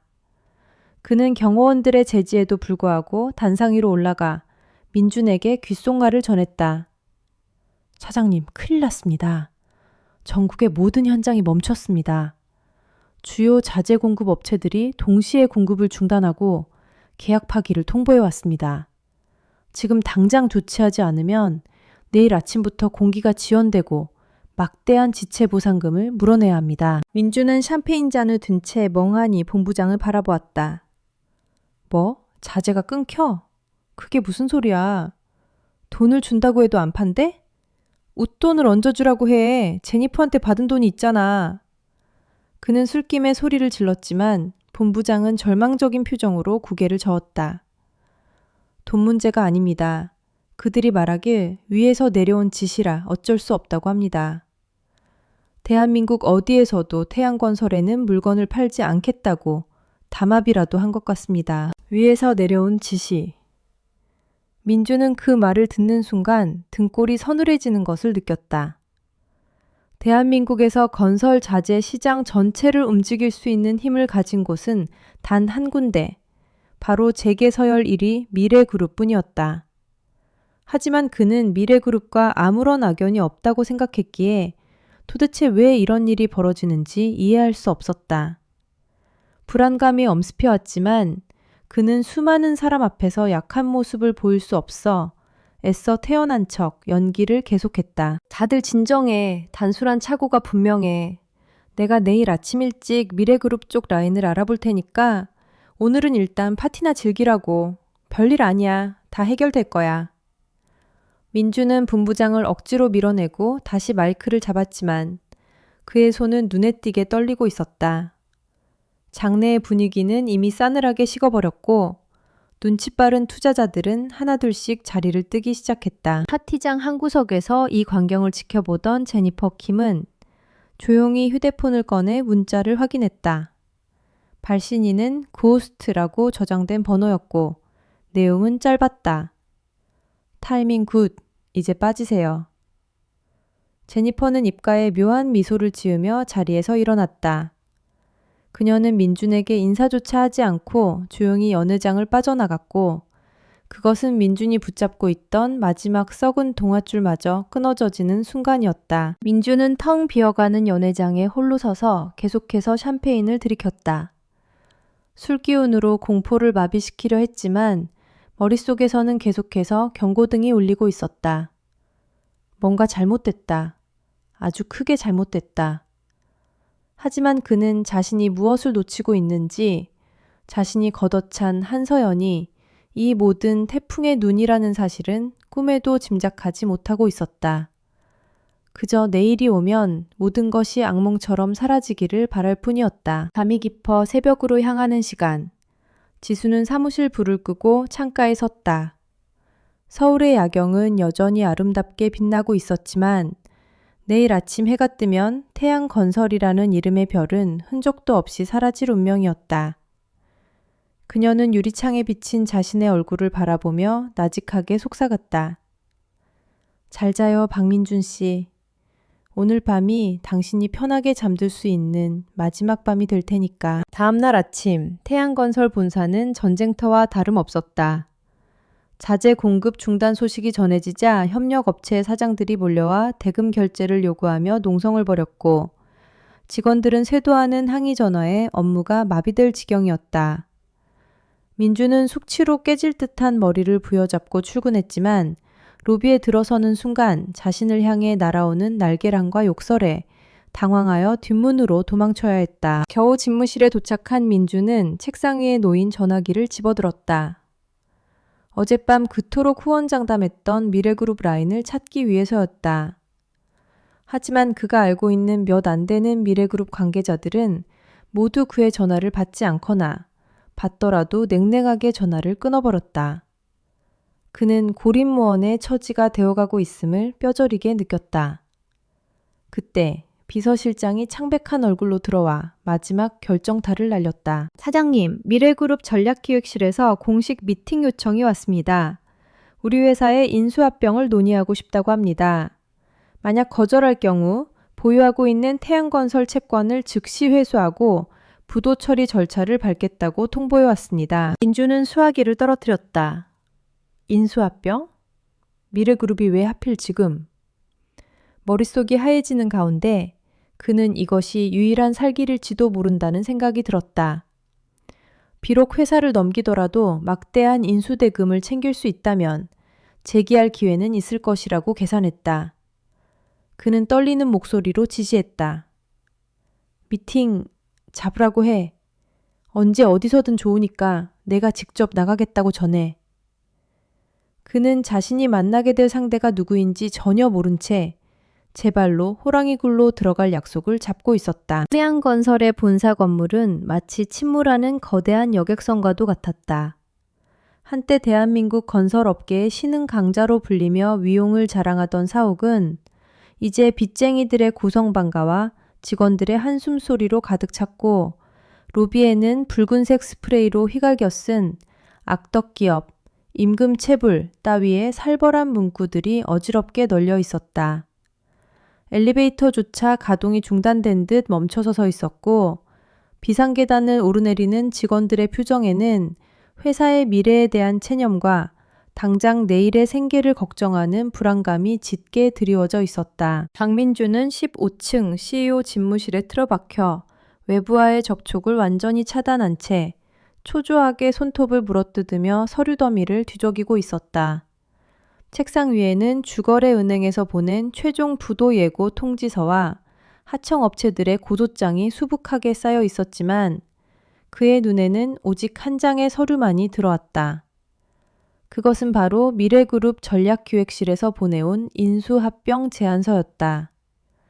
이것은 그에게 있어 지옥 불구덩이 속에서 내려온 한 가닥 동아줄이자 자신의 명예와 부를 지켜줄 마지막 보루와도 같았다. 김비서, 내 말 잘 들어.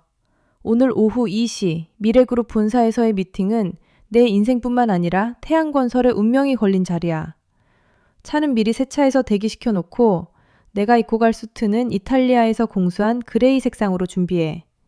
그리고 스타일리스트 불러서 헤어랑 메이크업도 완벽하게 세팅하라고 해. 초라해 보이면 절대 안 돼. 그들은 승리자를 원하지 패배자를 원하지 않으니까. 민주는 거울 속에 비친 자신의 퀭한 눈을 바라보며 억지로 미소를 지어 보였다. 며칠간의 불면과 스트레스로 인해 피부는 거칠어졌고 눈밑은 검게 내려앉았지만 그는 전문가의 손길을 빌려 겉모습만큼은 완벽하게 포장할 작정이었다. 그는 미래그룹이 자신을 부른 이유가 태양건설이 가진 잠재적 가치와 자신의 경영 능력을 높이 평가했기 때문이라고 굳게 믿고 싶었다. 비록 지금은 일시적인 유동성 위기를 겪고 있지만 미래그룹의 자금력만 뒷받침된다면 언제든 다시 일어설 수 있다는 오만한 자신감이 그의 판단력을 흐리고 있었다. 오후 1시가 되자 민주는 완벽하게 세팅된 모습으로 사무실을 나섰다. 고급 수트는 그의 몸에 딱 들어맞았고 정성 들여 빗어넘긴 머리카락은 한 올의 흐트러짐도 없었다. 하지만 그의 화려한 겉모습과는 달리 그를 바라보는 직원들의 시선은 싸늘하기 그지없었다.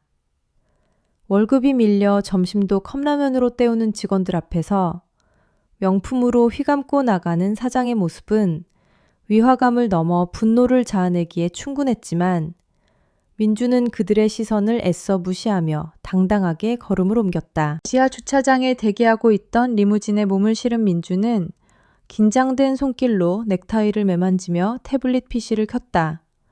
그는 미래그룹 전략기획실의 책임자가 누구인지 검색해보려 했지만 철저한 보안 속에 가려져 있어 이름조차 파악할 수 없었다. 그저 최근 부임한 오너 일가의 핵심 인물이라는 짧은 정보만이 돌고 있을 뿐이었다. 그는 내심 상대가 경험 없는 재벌 3세이기를 바랬다. 그렇다면 자신의 화려한 언변과 노련함으로 상대를 구워 삶아 유리한 조건으로 협상을 이끌어낼 수 있을 것이라 계산했다. 차가 강남대로를 가로질러 여의도를 향해 달리는 동안 민주는 창밖의 풍경을 바라보며 마음을 다잡았다. 그래, 이건 기회야. 미래그룹 산하 계열사 사장으로 들어간다면 오히려 전화위복이 될 수도 있어. 골치 아픈 빚은 미래그룹이 떠안고 나는 경영에만 집중하면 돼. 제니퍼 그 여자가 도망간 건 괘씸하지만 내가 다시 성공하면 제 발로 기어 들어오겠지.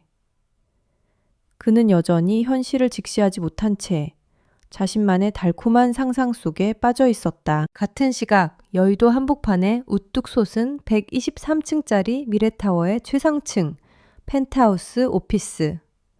이지수는 창가에 서서 발 아래 펼쳐진 서울 시내를 무표정하게 내려다보고 있었다. 그녀의 뒤에는 김 실장과 법무팀장 그리고 회계법인의 전문가들이 긴장된 표정으로 대기하고 있었다. 회의 테이블 위에는 태양건설의 모든 치부를 낱낱이 기록한 두꺼운 파일과 민준이 서명하게 돼 경영권 포기 각서가 놓여 있었다. 이사님, 박민준 대표가 방금 로비에 도착했다는 보고입니다. 안내 데스크에서 보안 절차를 밟고 있습니다. 예정된 시간보다 10분 일찍 도착했군요. 꽤나 급했던 모양입니다.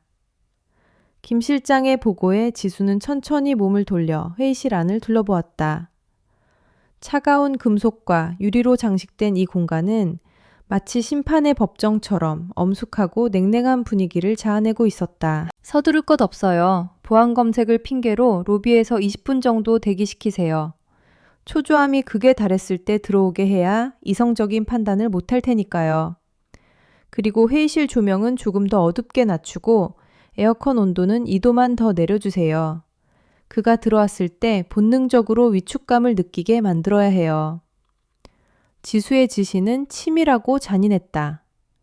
그녀는 단순히 서류상으로 그를 이기는 것을 넘어 심리적으로 그를 완전히 제압할 준비를 하고 있었다. 지수는 자신의 자리로 돌아가 의자에 앉으며 3년 전 민준이 자신에게 이혼 서류를 던지던 그날 밤을 떠올렸다.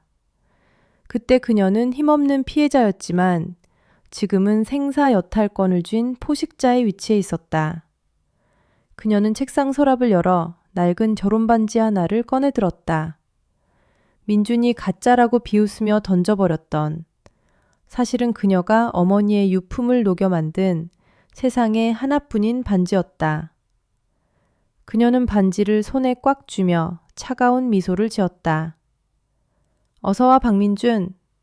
네가 만든 지옥이 어떤 곳인지 구경시켜줄게. 한편 미래타워 1층 로비에서 민주는 예상치 못한 대기 시간에 발을 동동 구르고 있었다.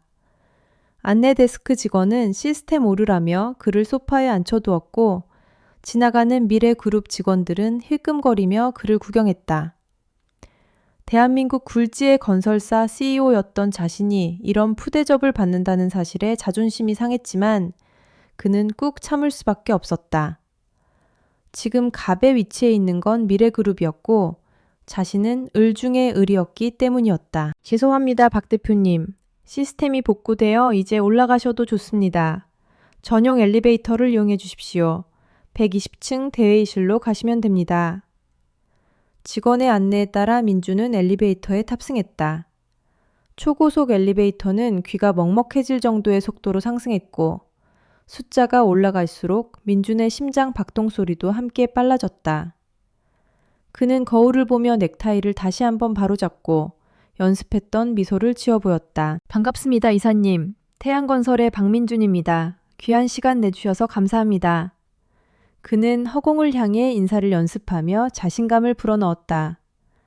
그는 자신이 만날 사람이 낯선 남자 임원일 것이라 짐작했고 그에게 남자 대 남자로 호탕하게 접근하여 협상의 주도권을 잡을 계획을 세우고 있었다. 엘리베이터 문이 열리고 긴 복도가 나타나자 그는 심호흡을 크게 한번 하고 당당하게 걸음을 옮겼다. 복도 끝에 위치한 거대한 양문형 문이 열리자 서늘한 냉기와 함께 어두운 조명이 깔린 회의실 내부가 드러났다. 긴 테이블 끝에는 역광을 받아 얼굴이 보이지 않는 한 사람이 의자를 뒤로 돌린 채 앉아 있었고 그 주변에는 수트를 입은 변호사들이 병풍처럼 서 있었다. 압도적인 분위기에 민주는 순간적으로 움찔했지만 애써 태어난 척하며 안으로 들어섰다. 안녕하십니까, 태양건설 박민준입니다. 이렇게 만나 뵙게 되어 영광입니다. 미래그룹과의 파트너십은 양사 모두에게 큰 이익을 가져다 줄 것이라 확신합니다. 민주는 자신감 넘치는 목소리로 인사를 건네며 테이블 쪽으로 다가갔다. 하지만 의자에 앉아있는 인물은 아무런 대답도 하지 않은 채 침묵을 지키고 있었고 그 침묵은 민준의 목을 서서히 조여왔다. 이사님? 제 제안서 사본을 가져왔습니다만 민준이 당황하여 말을 더듬거리자 옆에 서 있던 김 실장이 차가운 목소리로 제지했다. 앉으시죠, 박민준 씨. 제안서는 필요 없습니다. 우리는 당신의 제안을 들으러 온 게 아니라 통보를 하러 온 거니까요. 그 말에 민준은 불쾌감을 느끼며 미간을 찌푸렸다. 통보라니요? 이건 쌍방간의 협상이 아닙니까? 예의를 지켜주시죠. 그 순간 의자가 천천히 돌아가기 시작했다. 끼익거리는 소리 하나 없이 부드럽게 돌아가는 가죽 의자의 움직임은 마치 슬로모션처럼 민준의 눈에 박혔다. 민준은 의자에 앉은 사람의 얼굴을 확인하기 위해 눈을 가늘게 떴고 마침내 그 인물이 조명 아래 모습을 드러내는 순간 그의 심장은 쿵 소리를 내며 바닥으로 떨어지는 듯했다. 세련된 정장과 날카로운 눈빛, 그리고 입가에 걸린 서늘한 미소. 그것은 분명 낯설면서도 지독하게 익숙한 얼굴이었다. 민주는 자신의 눈을 의심하며 뒷걸음질 쳤다. 서연?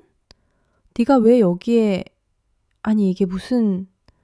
그는 너무나 큰 충격에 말문이 막혀버렸고 다리에 힘이 풀려 주저앉을 뻔했다.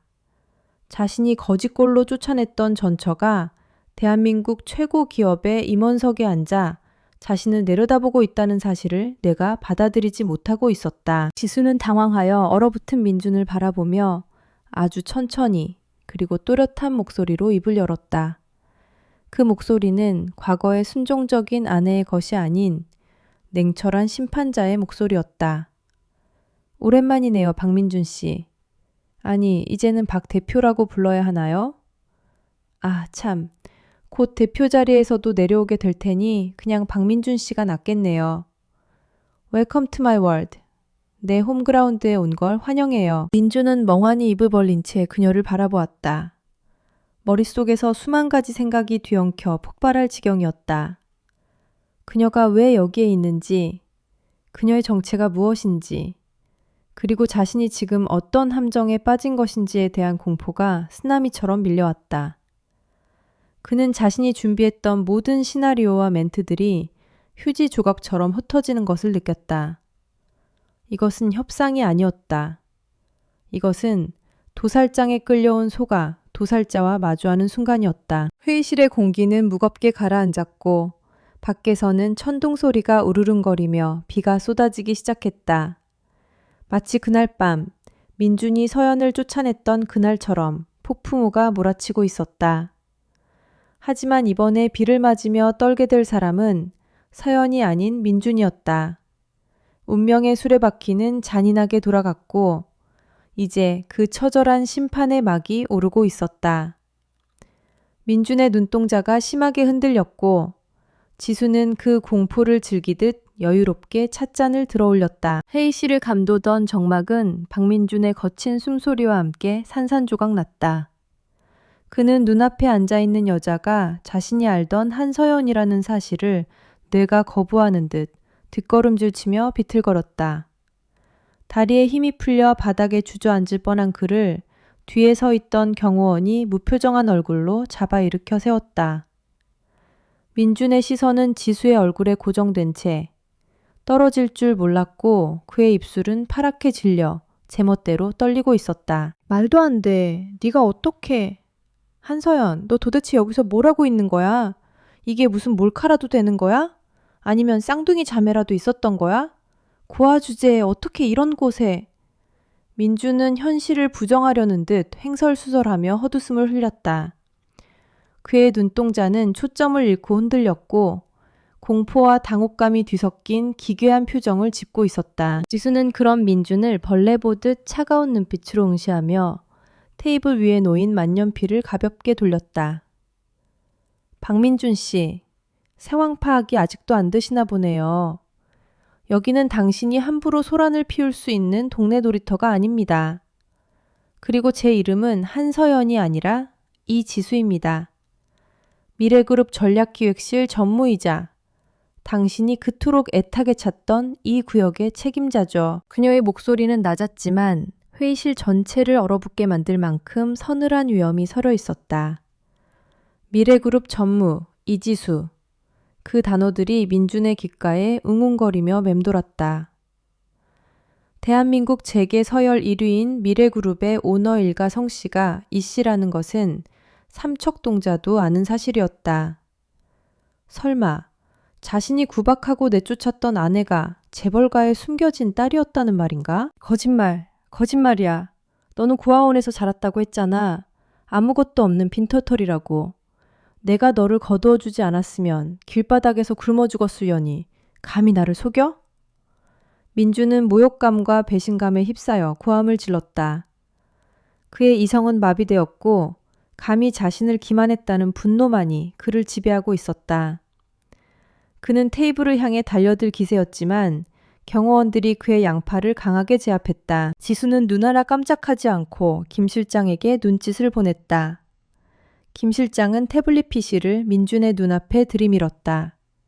화면에는 이지수의 가족관계 증명서와 미래그룹 지분 보유 현황이 선명하게 표시되어 있었다. 부, 이태성, 미래그룹 회장. 자, 이지수.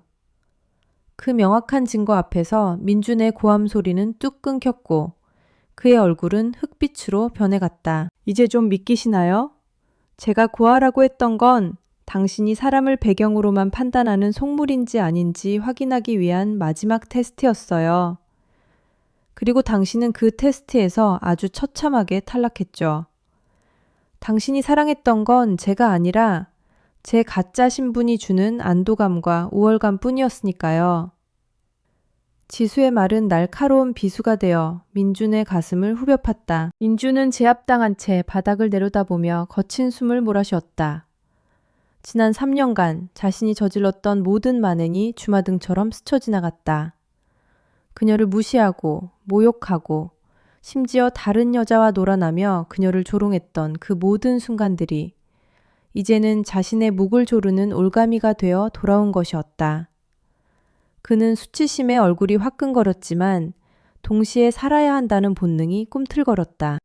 지수야, 아니 서연아, 오해야. 내가 그동안 너한테 모질게 대했던 건 다 너를 강하게 키우고 싶어서. 아니, 내가 잠시 미쳤었나 봐. 우리 부부였잖아. 3년 동안 한 이불 덮고 살았던 정이 있는데 설마 나를 진짜로 죽이려는 건 아니지? 내가 잘못했어. 용서해줘. 민주는 비굴한 표정으로 태도를 180도 바꾸어 애원하기 시작했다. 방금 전까지 고함을 치던 기세는 온데간데 없고 살려달라고 꼬리를 흔드는 겁먹은 개와 다를 바 없었다. 지수는 그 역겨운 모습을 보며 헛웃음을 터뜨렸다. 박민준 씨, 당신은 정말 끝까지 실망시키지 않는군요. 강하게 키우고 싶어서? 바람을 피우고 이혼 서류를 얼굴에 던진 게 나를 위한 거였다고? 당신의 그 뻔뻔함은 정말 기네스북감이에요. 그리고 착각하지 마세요. 우리는 이미 남남이고 지금 이 자리는 비즈니스 미팅 자리입니다. 사적인 감정은 배제하고 일리하기나 하죠. 지수는 테이블 위에 놓인 두꺼운 서류철을 민준 앞으로 던졌다. 퍽 소리를 내며 떨어진 서류철의 표지에는 태양건설 인수합병 및 경영권 양도 계약서라고 적혀 있었다. 민주는 떨리는 손으로 서류를 집어들었다. 그것은 단순한 계약서가 아니라 태양건설을 헐값에 넘기고 빈손으로 나가라는 노예 계약이나 다름없었다. 조건은 간단해요. 태양건설의 모든 주식과 경영권을 미래그룹에 양도한다. 그 대가로 미래그룹은 태양건설의 부채를 승계하고 부도 처리를 막아준다.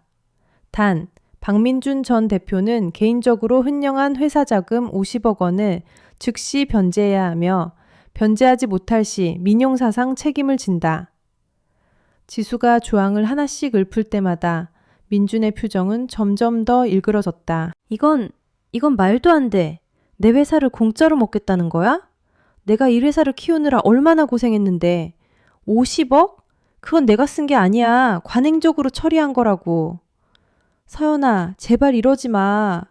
내가 너한테 위자료도 넉넉히 줬잖아. 우리 좋게 해결할 수 있잖아. 민주는 울먹이며 지수의 다리라도 붙잡을 기세였지만 경호원들의 완력에 눌려 꼼짝할 수 없었다. 위자료? 아, 당신이 던져준 그 푼돈 말인가요? 내 하루 품위 유지비도 안 되는 돈이었지만 기부단체에 잘 전달했어요. 그리고 50억 횡령건은 이미 증거가 다 확보되어 있어요.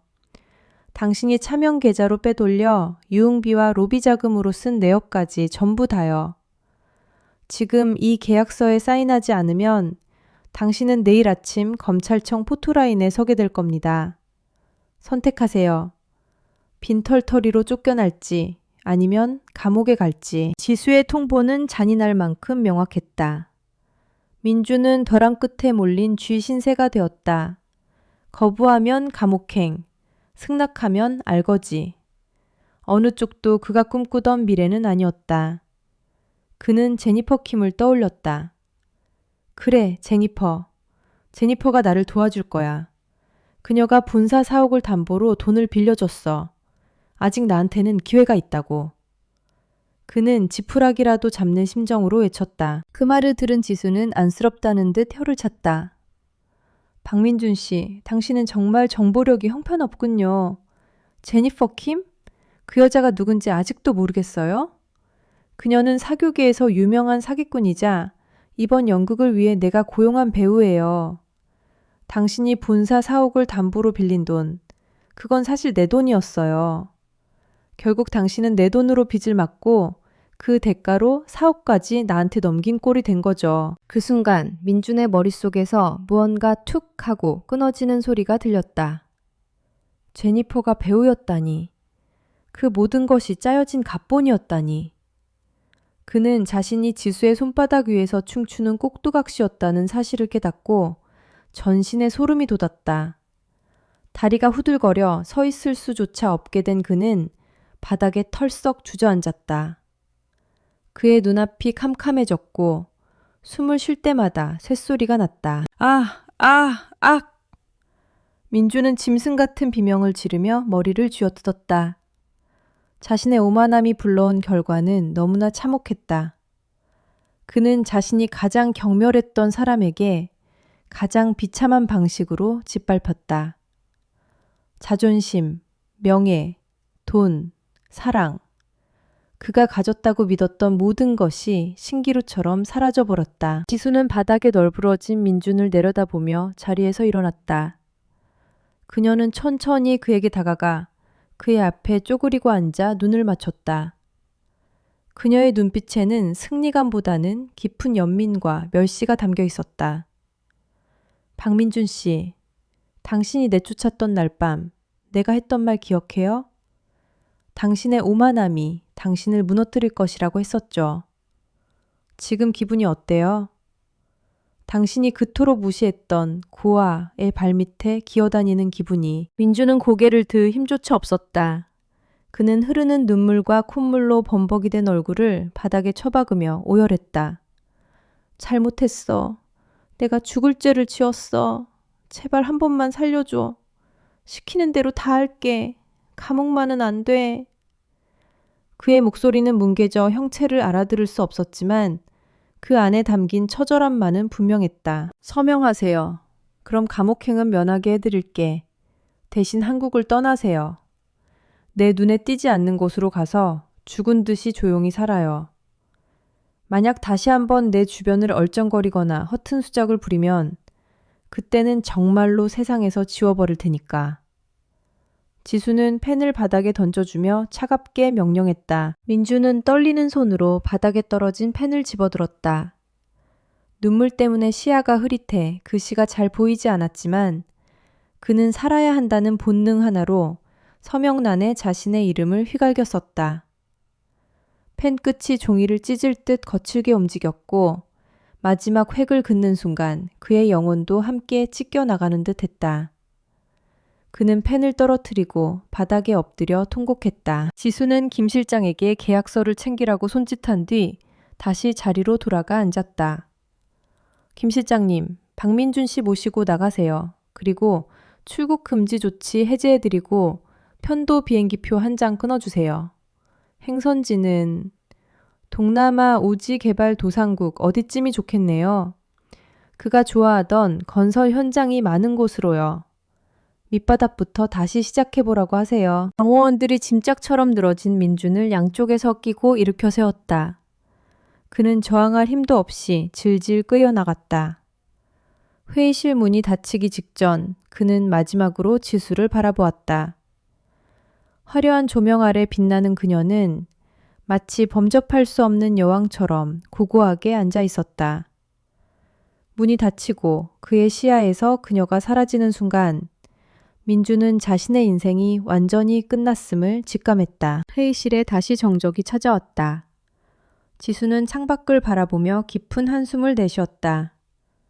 복수는 성공했고 박민주는 파멸했다. 하지만 가슴 한구석이 뻥 뚫린 듯한 공허함은 쉽게 채워지지 않았다. 그녀는 손에 쥐고 있던 낡은 결혼 반지를 쓰레기통에 미련 없이 던져버렸다. 땡그랑 소리와 함께 반지가 바닥에 부딪히는 소리는 그녀의 과거와 작별하는 종소리였다. 이사님, 괜찮으십니까? 김 실장이 조심스럽게 물었다. 지수는 고개를 돌려 그를 바라보며 옅은 미소를 지었다. 네, 괜찮아요. 아주 후련하네요. 이제 태양건설 정상화 작업에 집중해야죠. 직원들 밀린 월급부터 정산하고 멈춰선 현장들 다시 돌리세요. 박민주는 썩었지만 그 회사의 직원들은 죄가 없으니까요. 지수는 자리에서 일어나 자켓을 고쳐 입었다. 그녀의 표정은 다시금 냉철한 경영인의 것으로 돌아와 있었다. 회의 소집하세요. 태양건설 인수 후 구조조정 및 재무 개선 방안에 대해 논의하죠. 오늘부터 진짜 바빠지겠네요. 그녀는 힘찬 발걸음으로 회의실을 나섰다. 그녀의 뒤로 펼쳐진 서울의 하늘은 비가 그치고 구름 사이로 햇살이 비치고 있었다. 폭풍우는 지나갔고 이제 새로운 태양이 떠오르고 있었다. 다음 날 아침, 대한민국 재계는 밤새 터진 충격적인 뉴스로 인해 거대한 소용돌이 속에 휘말려 있었다. 모든 경제신문과 뉴스 채널의 헤드라인은 미래그룹의 태양건설 전격 인수 소식과 함께 그동안 베일에 쌓여있던 미래그룹의 후계자 이지수 전무의 화려한 등장을 대서특필하고 있었다. 어제까지만 해도 부도 위기에 몰려 파산 직전에 부실 기업으로 낙인 찍혔던 태양건설은 하루아침에 재계 1위 그룹의 핵심 계열사로 편입되며 극적인 기사회생의 기회를 얻게 되었지만 그 이면에 감춰져 있던 박민준 전 대표의 추악한 비리와 몰락은 대중들의 호기심을 자극하는 최고의 가십거리가 되었다. 서울 변두리의 허름한 비즈니스 호텔 방안. 박민준은 헝클어진 머리와 충혈된 눈으로 벽에 걸린 텔레비전 화면을 멍하니 응시하고 있었다. 화면 속에서는 우아하고 당당한 모습의 이지수가 기자들의 플래시 세례를 받으며 태양건설 본사로 들어가는 장면이 생중계되고 있었고, 앵커는 그녀의 경영 철학을 찬양하며 박민준의 무능함과 도덕적 해이를 신랄하게 비판하고 있었다. 그는 떨리는 손으로 리모컨을 집어들어 텔레비전을 꺼버렸지만 머릿속에 각인된 그녀의 승리자다운 미소는 지워지지 않고 그를 괴롭혔다. 그는 마지막 희망을 걸고 주머니에서 휴대폰을 꺼내 제니퍼 킴의 번호를 눌렀지만 돌아오는 것은 없는 번호라는 차가운 기계음뿐이었다. 그제야 그는 자신이 철저하게 기획된 연극 무대 위에서 놀아난 광대였음을 뼈저리게 실감할 수 있었다. 사랑이라고 믿었던 감정은 욕망이 빚어낸 허상이었고, 성공을 위한 발판이라 여겼던 결혼은 그를 파멸의 구렁텅이로 밀어넣은 덫이었다. 그는 침대 위에 힘없이 쓰러지며 허공을 향해 소리 없는 비명을 질렀지만 좁고 낡은 방 안에는 오직 절망만이 가득 차 있었다. 같은 시각 태양건설 본사 로비는 이지수 전무의 첫 출근을 맞이하기 위해 전 직원이 도열한 채 긴장된 침묵 속에 잠겨 있었다. 직원들은 자신들의 운명이 어떻게 될지 모른다는 불안감에 떨고 있었고, 특히 박민준의 비리에 가담했던 일부 임원들은 사색이 되어 눈치를 살피기에 바빴다.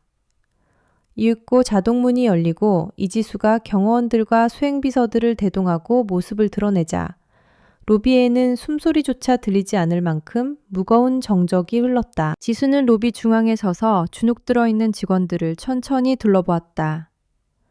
불과 몇 달 전까지만 해도 남편의 도시락을 챙겨 들고 이곳을 찾았다가 문전박대를 당했던 그녀였지만 지금은 이 회사의 생사 여탈권을 쥔 오너로서 당당하게 서 있었다. 그녀는 마이크를 잡지 않고도 로비를 울릴 만큼 또렷하고 힘있는 목소리로 입을 열었다. 반갑습니다. 오늘부로 태양건설의 경영을 맡게 된 이지수입니다. 갑작스러운 변화에 많이들 놀라고 불안해하실 거라 생각합니다. 그녀는 잠시 말을 멈추고 직원들과 일일이 눈을 맞추며 신뢰를 주려 노력했다. 하지만 제가 약속드릴 수 있는 것은 단 하나입니다. 성실하게 땀 흘려 일해온 여러분의 고용은 100% 보장될 것이며 그동안 체불되었던 임금과 상여금은 오늘 오전 중으로 전액 지급될 것입니다. 미래그룹은 태양건설의 잠재력을 믿고 투자했으며 여러분은 그 잠재력을 실현할 소중한 인재들입니다. 그녀의 파격적인 선언에 직원들 사이에서는 안도의 한숨과 함께 작은 탄성이 터져나왔다. 하지만 지수의 표정은 곧바로 차갑게 굳어졌다. 그녀의 시선은 맨 앞줄에 서 있는 고위 임원들을 향해 날카롭게 꽂혔다. 그러나 회사를 이 지경으로 만든 책임자들에게는 관용이란 없을 것입니다. 박민준 전 대표의 개인적인 비리에 동조하여 회계장부를 조작하고 하청 업체들에게 갑질을 일삼았던 임원들은 지금 즉시 짐을 싸서 나가주시길 바랍니다. 이미 감사팀을 통해 모든 증거를 확보했으며 자진 사퇴하지 않을 경우 법적 조치를 취할 것입니다. 지수의 서슬퍼런 경고에 기획조정실장을 비롯한 박민준의 측근들은 다리가 풀려 그 자리에 주저앉을 뻔했다. 그들은 지수에게 잘 보이기 위해 90도로 허리를 숙이며 변명을 늘어놓으려 했지만 지수는 눈길조차 주지 않고 김 실장에게 눈짓을 보냈다. 대기하고 있던 법무팀 직원들이 그들에게 다가가 해고 통지서를 건넸고 그들은 경호원들에 의해 강제로 로비 밖으로 끌려나갔다. 그 모습을 지켜보던 일반 직원들은 통쾌함을 느끼며 마음속으로 박수를 보냈다. 지수는 직원들의 동요를 잠재운 뒤 엘리베이터를 타고 15층 CEO 집무실로 향했다. 문을 열고 들어선 집무실에는 여전히 박민준이 남기고 간 흔적들이 곳곳에 남아 있었다. 값비싼 수입 가구들과 허세로 가득 찬 장식품들, 그리고 공기 중에 희미하게 남아있는 그의 향수 냄새가 지수의 미간을 찌푸리게 만들었다. 그녀는 뒤따라 들어온 비서에게 단호하게 지시했다. 이 방에 있는 모든 집기를 당장 밖으로 드러내고 폐기 처분하세요. 책상, 소파, 커튼 하나까지 전부 다요. 그리고 벽지부터 바닥재까지 싹 다 새로 교체하세요. 전 주인의 불결한 기운이 남아있는 곳에서는 단 1분도 일하고 싶지 않으니까요. 비서는 당황했지만 즉시 인부들을 불러 집기들을 치우기 시작했다. 지수는 창가에 서서 텅 비어가는 사무실을 바라보며 깊은 생각에 잠겼다. 이것은 단순한 인테리어 교체가 아니라 과거의 아픈 기억을 지우고 새로운 시작을 선포하는 의식과도 같았다. 그녀는 박민준이 앉아서 세상을 내려다보며 오만을 떨었던 그 자리에 서서 이제는 자신이 올바른 방식으로 이 회사를 이끌어 나가겠다고 다짐했다. 오후가 되자 태양건설의 분위기는 완전히 달라져 있었다. 밀린 월급이 입금되자 사무실 곳곳에서는 환호성이 터져나왔고 직원들은 다시 일할 의욕을 되찾고 분주하게 움직이기 시작했다. 자재 공급이 재개되면서 멈춰섰던 전국의 건설 현장들도 활기를 되찾았고 협력업체 사장들은 미래그룹의 확실한 지급 보증 덕분에 안심하고 자재를 납품할 수 있었다. 이 모든 것이 지수가 취임한 지 반나절 만에 이루어낸 기적 같은 변화였다. 지수는 임시회의실에서 각 부서 팀장들과 릴레이 회의를 진행하며 업무 현황을 파악했다. 그녀는 건설업에 대한 전문 지식은 부족했지만 날카로운 통찰력과 합리적인 판단력으로 문제의 핵심을 짚어내고 실질적인 해결책을 제시했다. 팀장들은 처음에는 낙하산 인사라며 반신반의했지만 회의가 진행될수록 그녀의 리더십과 진정성에 매료되어 갔다. 그녀는 박민준처럼 군림하는 왕이 아니라 함께 고민하고 소통하는 리더였다. 저녁 늦게까지 이어진 회의가 끝나고 지수는 피로가 몰려오는 것을 느끼며 의자에 몸을 기댔다. 김 실장이 따뜻한 차 한 잔을 건네며 조심스럽게 말을 꺼냈다. 이사님, 박민준 씨가 출국했습니다. 방금 공항에서 비행기에 탑승했다는 보고가 들어왔습니다. 동남아의 한 개발도상국으로 가는 편도 티켓이었고 짐은 가방 하나가 전부였다고 합니다. 지수는 찻잔을 입으로 가져가며 덤덤하게 고개를 끄덕였다. 그렇군요. 마지막 모습은 어땠나요? 소란을 피우거나 하지는 않았나요? 김 실장은 씁쓸한 표정으로 대답했다. 아닙니다. 마치 넋이 나간 사람처럼 조용히 출국장을 빠져나갔다고 합니다. 아마 본인도 이제는 돌이킬 수 없다는 걸 받아들인 것 같습니다. 현지에서 일자리를 알선해 두긴 했지만 그가 버텨낼 수 있을지는 모르겠습니다. 버티든 못 버티든 그건 그 사람 몫이에요. 저는 그에게 속죄할 기회를 준 것뿐이고 나머지는 본인의 의지에 달렸겠죠. 이제 그 사람 이야기는 그만하죠. 제 인생에서 박민준이라는 이름은 어제부로 완전히 삭제되었으니까요. 지수는 차를 한 모금 마시며 창밖의 야경을 바라보았다. 서울의 밤은 여전히 화려하게 빛나고 있었지만 어제와는 전혀 다른 느낌으로 다가왔다. 그것은 슬픔이 거친 후의 청명함이었고 자유를 되찾은 자만이 느낄 수 있는 평온함이었다. 그때 그녀의 개인 휴대폰이 진동했다. 발신인은 아버지 이태성 회장이었다. 지수는 심호흡을 하고 전화를 받았다. 네, 회장님, 지수입니다. 수화기 너머로 아버지의 무뚝뚝하지만 따뜻한 목소리가 들려왔다. 고생했다. 뉴스 봤다. 제법 그럴싸하게 해냈더구나. 이제야 비로소 내 딸답게 행동하는 것 같아 마음이 놓인다. 하지만 이건 시작일 뿐이다. 태양건설을 정상 궤도에 올려놓고 미래그룹의 주력 계열사로 키워내는 것이 내 진짜 숙제다. 명심하겠습니다, 아버지. 실망시켜드리지 않겠습니다. 태양건설을 대한민국 최고의 건설사로 만들어서 아버지의 선택이 틀리지 않았음을 증명해 보이겠습니다. 지수의 대답에는 확고한 결의가 차 있었다. 전화를 끄는 그녀는 자리에서 일어나 창가로 다가갔다. 유리창에 비친 그녀의 얼굴은 더 이상 3년 전의 유약한 여자가 아니었다. 시련을 딛고 일어선 그녀는 그 누구보다 강하고 아름다운 한 송이 흑조가 되어 있었다. 지수는 사무실 불을 끄고 밖으로 나갔다. 복도에는 늦은 시간까지 야근하는 직원들의 열기가 가득했다. 그녀가 지나가자 직원들이 자리에서 일어나 허리를 숙여 인사했고 그녀는 미소로 화답하며 격려의 말을 건넸다. 엘리베이터를 타고 내려가는 동안 그녀는 문득 3년 전 박민준을 처음 만났던 날을 떠올렸다. 그때의 설렘은 이제 씁쓸한 추억이 되었지만 그 덕분에 그녀는 진짜 자신을 찾을 수 있었다. 로비로 나오자 시원한 밤 공기가 그녀의 얼굴을 스쳤다. 하늘에는 별이 총총히 박혀 있었고 내일은 오늘보다 더 맑은 날이 될 것 같았다. 대기하고 있던 차에 오르며 지수는 김 실장에게 말했다. 내일은 현장 시찰 일정이 잡혀 있죠? 작업복이랑 안전모 챙겨주세요. 사장이라고 사무실에만 앉아 있을 수는 없으니까요. 현장의 목소리를 직접 들어봐야겠어요. 차는 어둠을 뚫고 미래를 향해 달리기 시작했다.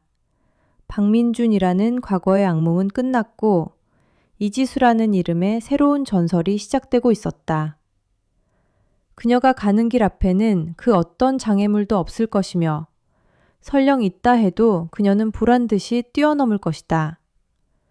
그녀는 이제 혼자가 아니었고 그녀 뒤에는 그녀를 믿고 따르는 수천 명의 직원들과 미래그룹이라는 거대한 날개가 있었기 때문이다. 태양건설이 미래그룹의 계열사로 공식 편입된 지 한 달이 지났지만 대한민국 언론은 여전히 이 드라마보다 더 드라마 같은 사건을 연일 대서특필하고 있었다. 신문 일면은 추락한 황태자와 부활한 흑조라는 자극적인 제목으로 도배되었고 경제 채널에서는 이지수 대표의 파격적인 경영 행보와 박민준 전 대표의 몰락 과정을 심층 분석하는 다큐멘터리를 방영했다. 사람들은 점심시간마다 삼삼오오 모여 박민준의 어리석음과 이지수의 통쾌한 복수극을 안주삼아 이야기꽃을 피웠으며 태양건설의 주가는 연일 상한가를 기록하며 화려하게 부활하고 있었다. 이지수 대표는 서울 본사의 쾌적한 집무실이 아닌 먼지가 풀풀 날리는 경기 북부의 대규모 아파트 건설 현장에 나와 있었다. 안전모를 쓰고 작업복을 입은 그녀의 모습은 더 이상 온실 속의 화초가 아니었으며 현장에 거친 인부들과 섞여 있어도 전혀 위화감이 들지 않을 만큼 자연스러웠다. 그녀는 도면을 손에 들고 현장 소장과 함께 골조 공사가 진행 중인 건물 내부를 꼼꼼하게 살피며 박민준 시절에 자행되었던 부실 공사의 흔적들을 찾아내고 있었다. 대표님, 이쪽 벽면을 보시면 철근 백은 간격이 규정보다 넓게 시공되어 있습니다. 전임 대표 시절 원가 절감을 이유로 자재를 아끼라는 지시가 내려와서 어쩔 수 없이 이렇게 처리했습니다만 안전상 심각한 문제가 될 수 있습니다. 현장 소장의 고백에 지수의 미간이 찌푸려졌다. 그녀는 장갑 낀 손으로 차가운 콘크리트 벽을 쓸어내리며 눈에 보이지 않는 곳에서 썩어가고 있던 회사의 환부를 직접 확인했다. 당장 공사 중단하세요. 그리고 문제가 된 층을 포함해 의심 가는 구간은 전면 철거하고 재시공합니다. 비용이 얼마나 들든 공기가 얼마나 지연되든 상관없습니다. 사람의 생명을 담보로 돈을 아끼는 건 장사가 아니라 살인 행위입니다. 태양건설의 이름이 박힌 건물에서 입주민이 다치는 일은 절대로 있어서는 안 됩니다. 지수의 단호한 명령에 현장 소장은 믿을 수 없다는 표정을 지었다. 과거 박민주는 비오고 절감을 위해서라면 불법 자재 사용도 서슴지 않았고 안전보다는 속도를 강조하며 현장 노동자들을 닥달했었다. 그런데 새로운 오너는 막대한 손실을 감수하고서라도 원칙을 지키겠다고 선언한 것이다. 현장 소장의 눈시울이 붉어졌고 주변에서 대화를 듣고 있던 인부들 사이에서도 존경 섞인 탄성이 터져 나왔다. 알겠습니다, 대표님. 제 목을 걸고 완벽하게 다시 짓겠습니다. 소장의 힘찬 대답이 현장에 울려 퍼졌다. 현장 시찰을 마치고 본사로 돌아가는 차 안. 지수는 태블릿 PC를 통해 검찰청에서 발표한 박민준의 수사 결과를 확인했다. 비록 그는 해외로 도피성 출국을 했지만 국내에 남겨진 그의 범죄 혐의들은 낱낱이 파헤쳐져 세상에 공개되었다. 수백억 원대 횡령, 배임, 분식회계, 그리고 정관계 로비 혐의까지. 검찰은 그를 기소 중지 처분하고 인터폴에 적색 수배를 요청하는 방안을 검토 중이라는 기사가 실시간 검색어 1위에 올라 있었다. 김 실장님, 박민준 씨가 있는 곳의 상황은 좀 어떤가요? 아직도 현실 파악을 못하고 있지는 않은가요? 지수가 창밖을 바라보며 무심하게 묻자 운전대를 잡은 김 실장이 백미러를 통해 대답했다. 현지 소식통에 따르면 상황이 매우 좋지 않다고 합니다. 그가 가져간 돈은 현지 브로커에게 사기당해 거의 다 날렸고 지금은 생계를 위해 막노동판을 전전하고 있다고 합니다. 워낙 오지라 한국 교민도 거의 없어 도움을 청할 곳도 마땅치 않다고 합니다. 한편 수천 킬로미터 떨어진 동남아시아의 어느 깊은 정글 속 찌는 듯한 무더위와 습기가 숨통을 조여오는 도로 건설 현장에서 박민준은 삽질을 하고 있었다. 그의 얼굴은 강한 자외선에 검게 그을려 껍질이 벗겨졌고 한때 명품 수트로 감싸였던 몸은 땀과 진흙으로 뒤범벅이 된 낡은 작업복 속에 갇혀 있었다. 모깃대가 윙윙거리는 소리와 현지인 감독관의 알 수 없는 고함 소리가 그의 귀를 때렸다. 어이, 거기 동작이 왜 그렇게 굼떠? 밥값은 해야 할 것 아니야. 감독관이 서툰 영어로 소리치며 민준의 등짝을 막대기로 후려쳤다. 민준은 욱하는 마음에 삽을 집어 던지고 대들고 싶었지만 당장 오늘 먹을 밥 한 끼가 아쉬운 처지라 입술을 깨물며 다시 삽을 들었다. 그의 손바닥은 이미 물집이 터져 피투성이었고 허리는 끊어질 듯 아파왔다. 대한민국 굴지의 건설사 CEO였던 그가 이제는 말도 통하지 않는 이국 땅에서 가장 천한 대우를 받으며 하루살이 인생을 살고 있다는 사실이 믿기지 않았다. 점심시간이 되자 민주는 파리떼가 들끓는 텐트 아래 쭈그리고 앉아 정체를 알 수 없는 냄새가 나는 묽은 죽을 들이켰다. 옆에 앉은 현지인 노동자들이 그를 보며 낄낄거렸지만 그는 대꾸할 기력조차 없었다. 그때 텐트 구석에 놓인 낡은 텔레비전에서 낯익은 뉴스가 흘러나왔다. 한국의 위성방송 채널이었다. 그는 홀린 듯 숟가락을 멈추고 화면을 응시했다. 화면 속에는 올해의 경영인 대상을 수상하는 이지수의 모습이 나오고 있었다. 화려한 드레스를 입고 트로피를 든 그녀는 그 어느 때보다 아름답고 빛나 보였다. 그녀는 수상 소감에서 이렇게 말했다. 이 상은 저 혼자만의 것이 아닙니다. 과거의 잘못된 관행을 끊어내고 정직과 신뢰라는 새로운 가치를 위해 함께 땀 흘려준 태양건설의 모든 임직원 여러분께 이 영광을 돌립니다. 우리는 이제 무너진 폐허 위에서 더 단단한 성을 쌓아 올릴 것입니다. 민주는 멍하니 화면을 바라보다가 손에 들고 있던 숟가락을 떨어뜨렸다. 화면 속의 그녀는 자신이 알던 그 한서연이 맞았지만 동시에 자신이 결코 닿을 수 없는 저 높은 곳에 별이 되어 있었다.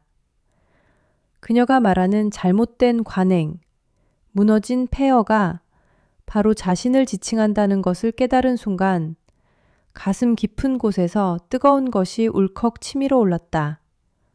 그것은 후회였고 질투였으며 돌이킬 수 없는 자신의 인생에 대한 참담한 절망이었다. 내가 저 자리에 있었어야 했는데 저건 내 회사야. 내가 만든 회사라고. 민주는 쉰 목소리로 절규하며 텔레비전을 향해 손을 뻗었지만 허공을 가르는 그의 손은 초라하게 떨릴 뿐이었다. 주변의 노동자들은 미친 사람이 헛소리한다고 생각하며 그를 경멸 어린 눈빛으로 쳐다보았다. 민주는 그 시선을 견디지 못하고 비틀거리며 텐트 밖으로 뛰쳐나갔다. 장렬하는 태양 아래 붉은 흙먼지가 날리는 공사판 한복판에서 민주는 무릎을 꿇고 말았다. 그는 땀을 치며 통곡했다. 서연아, 지수야, 내가 잘못했어. 제발 나 좀 데려가줘.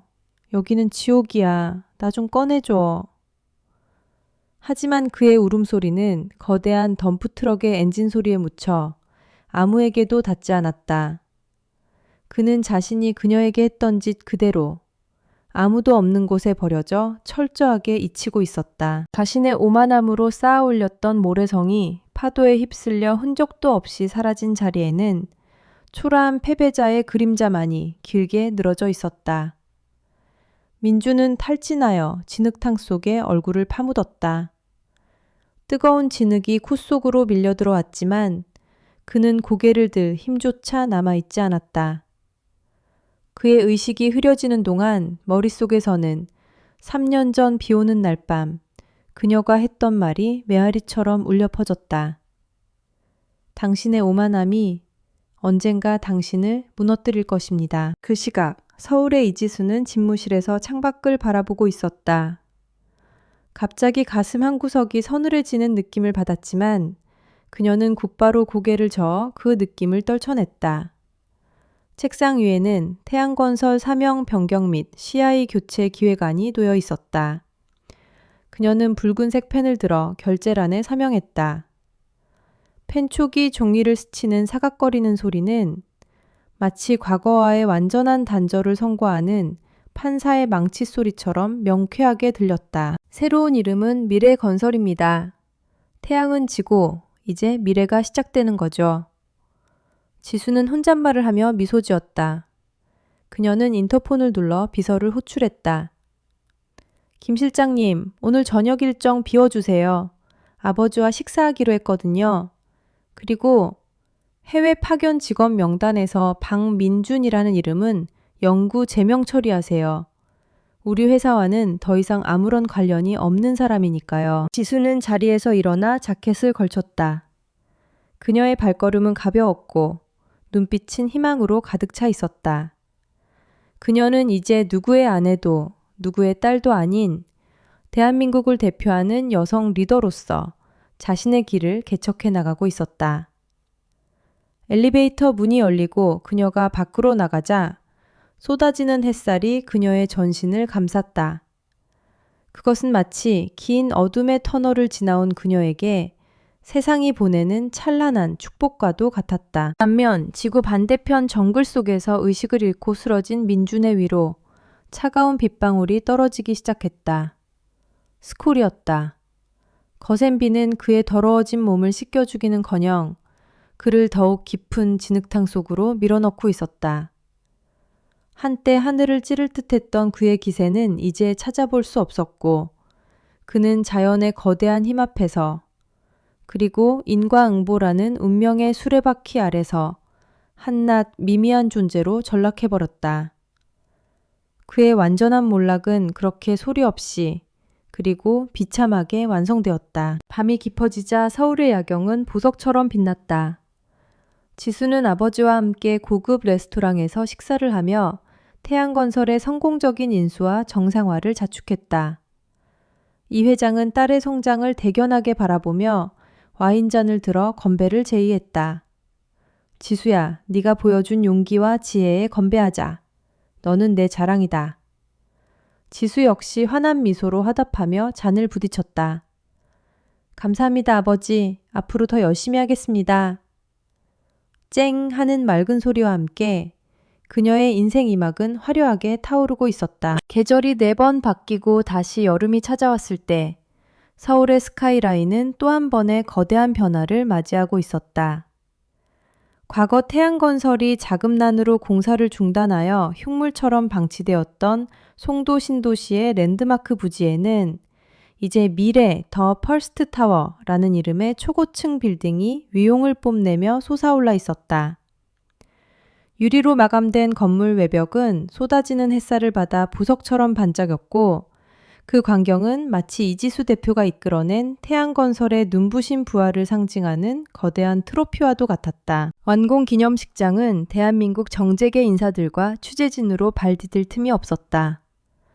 입구에는 수백 개의 화환이 줄지어 서 있었고 로비 중앙에는 미래건설의 새로운 비전을 담은 홀로그램 영상이 화려하게 재생되고 있었다. 사람들은 샴페인 잔을 들고 3355 모여 담소를 나누며 불과 1년 전만 해도 부도 위기에 몰렸던 회사가 어떻게 이토록 완벽하게 환골탈태할 수 있었는지에 대해 감탄을 금치 못했다. 그 중심에는 언제나 이지수라는 이름이 있었다. 지수는 대기실에서 메이크업을 수정하며 거울 속에 비친 자신의 모습을 바라보았다.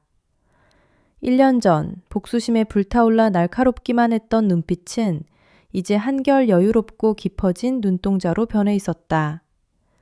그녀는 더 이상 누군가를 무너뜨리기 위해 칼을 가는 전사가 아니었다.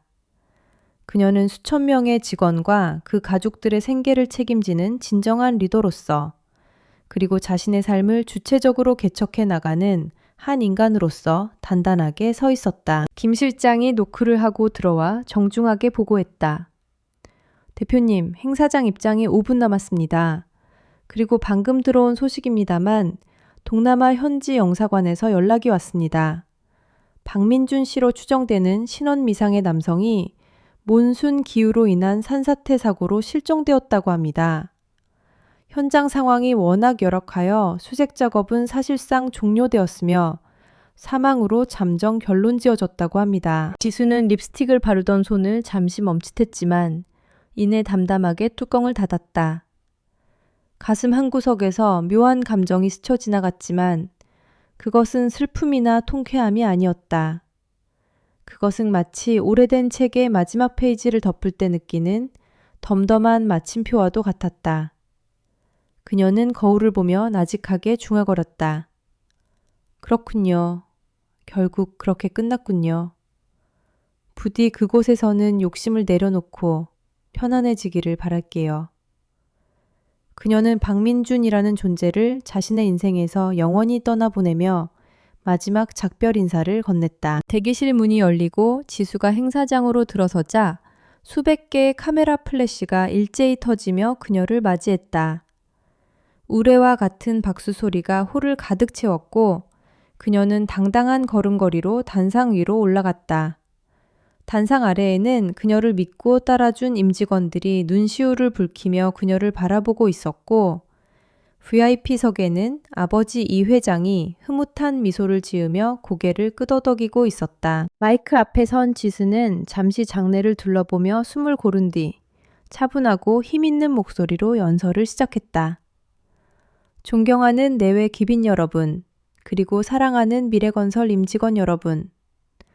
1년 전 우리는 무너진 신뢰와 멈춰버린 현장이라는 절망 속에 서 있었습니다. 하지만 우리는 포기하지 않았습니다. 우리는 사람이 곧 미래라는 믿음 하나로 다시 일어섰고 오늘 이 자리에 함께 섰습니다. 그녀의 연설은 화려한 미사여구보다는 진심이 담긴 고백에 가까웠다. 과거에 우리는 겉모습만 화려한 모래성 같았습니다. 하지만 이제 우리는 단단한 반석 위에 집을 짓습니다. 정직과 신뢰, 그리고 사람을 귀하게 여기는 마음이 바로 그 반석입니다. 제가 겪었던 시련과 아픔은 저를 단련시키는 불꽃이었고 그 불꽃 속에서 우리는 더 강한 강철이 되어 태어났습니다. 연설이 끝나자 장내는 잠시 정적에 휩싸였다가 곧이어 기립박수가 터져나왔다. 누군가는 눈물을 훔쳤고 누군가는 한호성을 질렀다. 그것은 단순한 축하의 박수가 아니라 그녀가 보여준 진정성과 리더십에 대한 깊은 존경의 표시였다. 지수는 환하게 웃으며 손을 흔들어 화답했고 그 순간 그녀는 자신이 그토록 찾아 헤맸던 진짜 사랑이 남녀 간의 애정이 아니라 자신을 믿어주는 사람들과 함께 만들어가는 성취감 속에 있음을 깨달았다. 행사가 성공적으로 끝나고 리셉션이 이어지는 동안 지수는 테라스로 나와 밤하늘을 올려다보았다. 도시의 불빛이 별처럼 반짝이고 있었고 시원한 바람이 그녀의 머리카락을 간지럽혔다. 그녀는 난간에 기대어 샴페인 한 모금을 마시며 지난 3년간의 롤러코스터 같았던 시간들을 회상했다. 배신과 절망, 그리고 복수와 재기. 그 모든 과정이 주마등처럼 스쳐 지나갔지만 이제는 그 기억들이 더 이상 그녀를 아프게 하지 않았다. 여기 계셨군요. 부드러운 중저음의 목소리가 들려와 그녀는 고개를 돌렸다. 그곳에는 이번 프로젝트의 공동 파트너이자 세계적인 건축 설계자인 강현우 소장이 서 있었다. 그는 지수와 비슷한 아픔을 겪고 자수성가한 인물로 프로젝트를 진행하는 동안 지수에게 묵묵히 힘이 되어 주었던 든든한 조력자였다. 네, 아니 너무 소란스러워서 잠시 바람 좀 쐬고 있었어요. 강 소장님 덕분에 건물이 정말 멋지게 완성되었네요. 감사합니다. 지수가 미소 지으며 말하자 현우는 그녀의 옆에 서서 함께 야경을 바라보았다. 별 말씀을요. 이 건물을 완성한 건 제 설계가 아니라 대표님의 굳은 의지였습니다. 대표님이 아니었다면 이 프로젝트는 영원히 빛을 보지 못했을 겁니다. 두 사람 사이에 편안한 침묵이 흘렀다. 현우는 조심스럽게 지수에게 물었다. 이제 모든 것이 제자리를 찾았는데 앞으로의 계획은 어떻게 되십니까? 또 다른 목표가 있으신가요? 지수는 잠시 생각에 잠겼다가 밤하늘을 향해 손을 뻗으며 대답했다. 글쎄요, 거창한 목표보다는 이제야 비로소 찾은 나 자신으로 행복하게 살고 싶어요. 일도 사랑도 제 의지대로 선택하고 책임지면서요. 더 이상 누군가의 그림자가 아닌 스스로 빛을 내는 별이 되고 싶거든요. 현우는 그녀의 대답이 마음에 든다는 듯 따뜻한 미소를 지었다. 대표님이라면 충분히 그러실 수 있을 겁니다.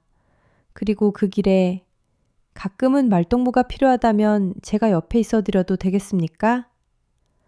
그의 정중하고 조심스러운 고백에 지수는 놀란 눈으로 그를 바라보았다. 그의 눈빛에는 박민준에게서 보았던 탐욕이나 가식이 아닌 순수한 호감과 존중이 담겨 있었다. 지수는 수줍게 웃으며 고개를 끄덕였다. 그거 꽤 괜찮은 제안이네요. 하지만 각오하셔야 할 거예요. 제가 일할 때는 좀 무섭거든요. 두 사람은 서로를 마주보며 웃음을 터뜨렸고 그 웃음소리는 밤하늘로 맑게 울려 퍼졌다. 과거의 상처는 아물어 흉터가 되었지만 그 흉터 위에는 새로운 살이 돋아나고 있었다. 파티가 끝나고 지수는 차에 오르기 전 마지막으로 미래 더 퍼스트 타워를 올려다보았다. 건물의 꼭대기는 구름에 닿을 듯 높이 솟아 있었고 그 끝에는 붉은 항공 장애등이 깜박이며 마치 그녀에게 윙크를 보내는 것 같았다. 그녀는 김 실장에게 말했다. 출발하죠. 내일 아침 회의 안건이 산더미예요. 차가 부드럽게 출발하자 지수는 창문을 열고 밤 공기를 깊이 들이마셨다. 1년 전 빗속을 뚫고 도망치듯 떠났던 그 길을 이제는 가장 높은 곳의 주인이 되어 달리고 있었다. 100미러 속으로 멀어지는 풍경들은 과거의 잔재들이었고 앞유리창 너머로 펼쳐진 길은 그녀가 걸어가야 할 찬란한 미래였다. 그녀는 휴대폰을 꺼내 배경화면을 바꾸었다. 우울했던 빗방울 사진 대신 오늘 아침 찍은 활짝 핀 해바라기 사진으로 그녀의 인생에서 길고 길었던 장마는 끝났다. 흑조는 이제 낡은 깃털을 털어내고 더 높고 더 넓은 세상을 향해 힘찬 날갯짓을 시작했다. 그녀의 비상은 이제부터가 진짜 시작이었다.